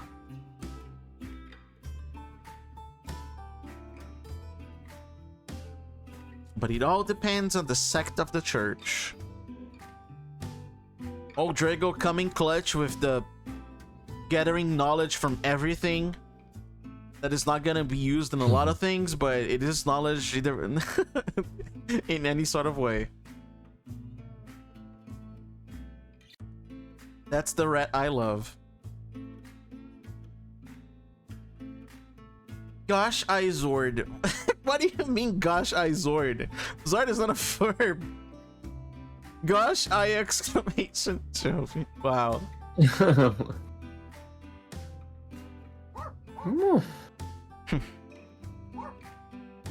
And I think with that, do you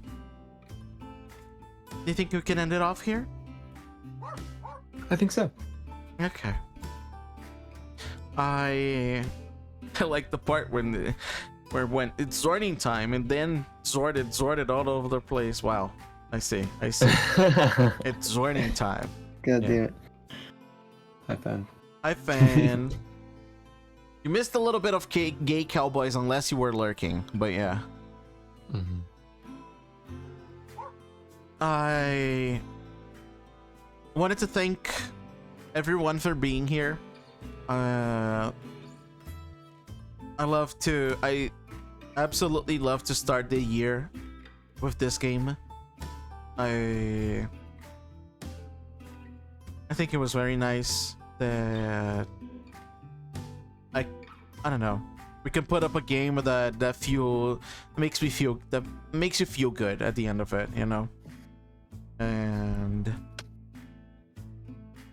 starting off the year right with Gay Cowboys, exactly what I had in mind. I think it's a great start of the year, and I wouldn't have it any other way. So, Jovi, I extend my thanks to you. You were a lovely co-host, and I'm glad I had to share this with you. Yeah. Likewise. Thank you so much for having me and having this idea in the first place. Yeah. I'm really glad you were here. Jovi's the reason I played this game originally too. Yeah. Yeah, I can say the reason for this game to be played is right here on the right side of the screen. And Wow. I'm glad I did it. Oh. Jovi trendsetter? I know. I know. Oh my. I really appreciate you being here. Mwah. Mwah.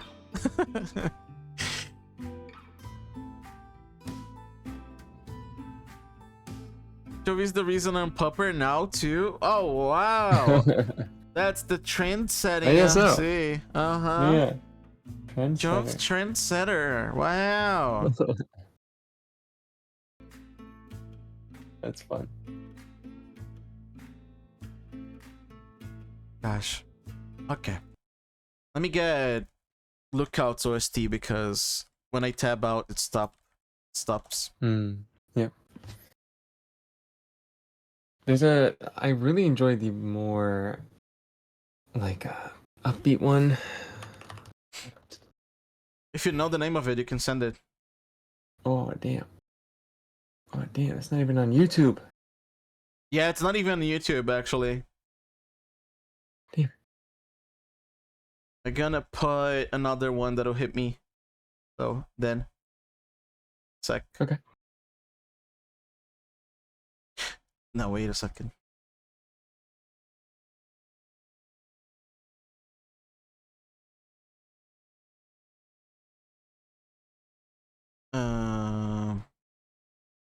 OST.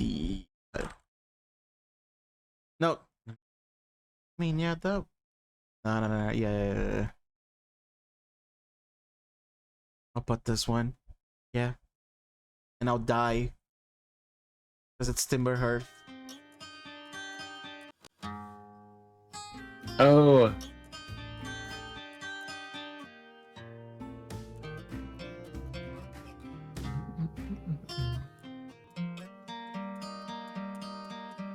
Have I heard this one before? Me? Have I? Yes. It plays on Timberhearth City. When you start the game, it plays that song. You've heard this one. Oh, that's like the main title? That's Timberhearth's theme. Timberhearth's theme. Ah. I guess I don't stay there long enough. You like this song, I know it. You've already sang that into it before. A little bit humming.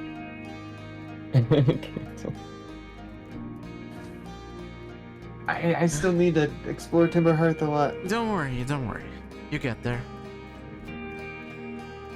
Alright. We're gonna... You know, we're gonna read Sam. And I think I've ever rated Sam, and I saw they're playing Taiji, and Rodrigo's gonna be in two tabs at the same time because they are already there. But I'm gonna read them. What's the read message? It's gotta be gay cowboys full caps. Hell yeah. Use whatever pride emotes you have. And...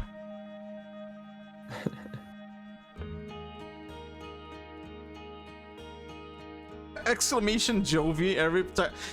Oh my god. Really? What?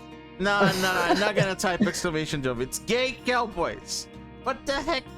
Gay cowboys. Oh, I'll do that. no! Oh my god, they are No. going against me. I'll do Gay Cowboys. Gay Cowboys. They're gonna do Jovi. They're gonna do Jovi. Jovi, I'm sorry. Makes out it's with too you. late. Mwah. Okay. It's too late. Okay. Okay, I'll settle with Jovi, you know. Okay. Make them confused. Gay Jovi. Yeah, of course. Gay Jovi. Alright. Gay Jovi Cowboy. There we go. Okay. I'll see you guys on... actually, on my birthday, actually. January 6th. Thank you for being here. I love you guys. Love y'all. Bye.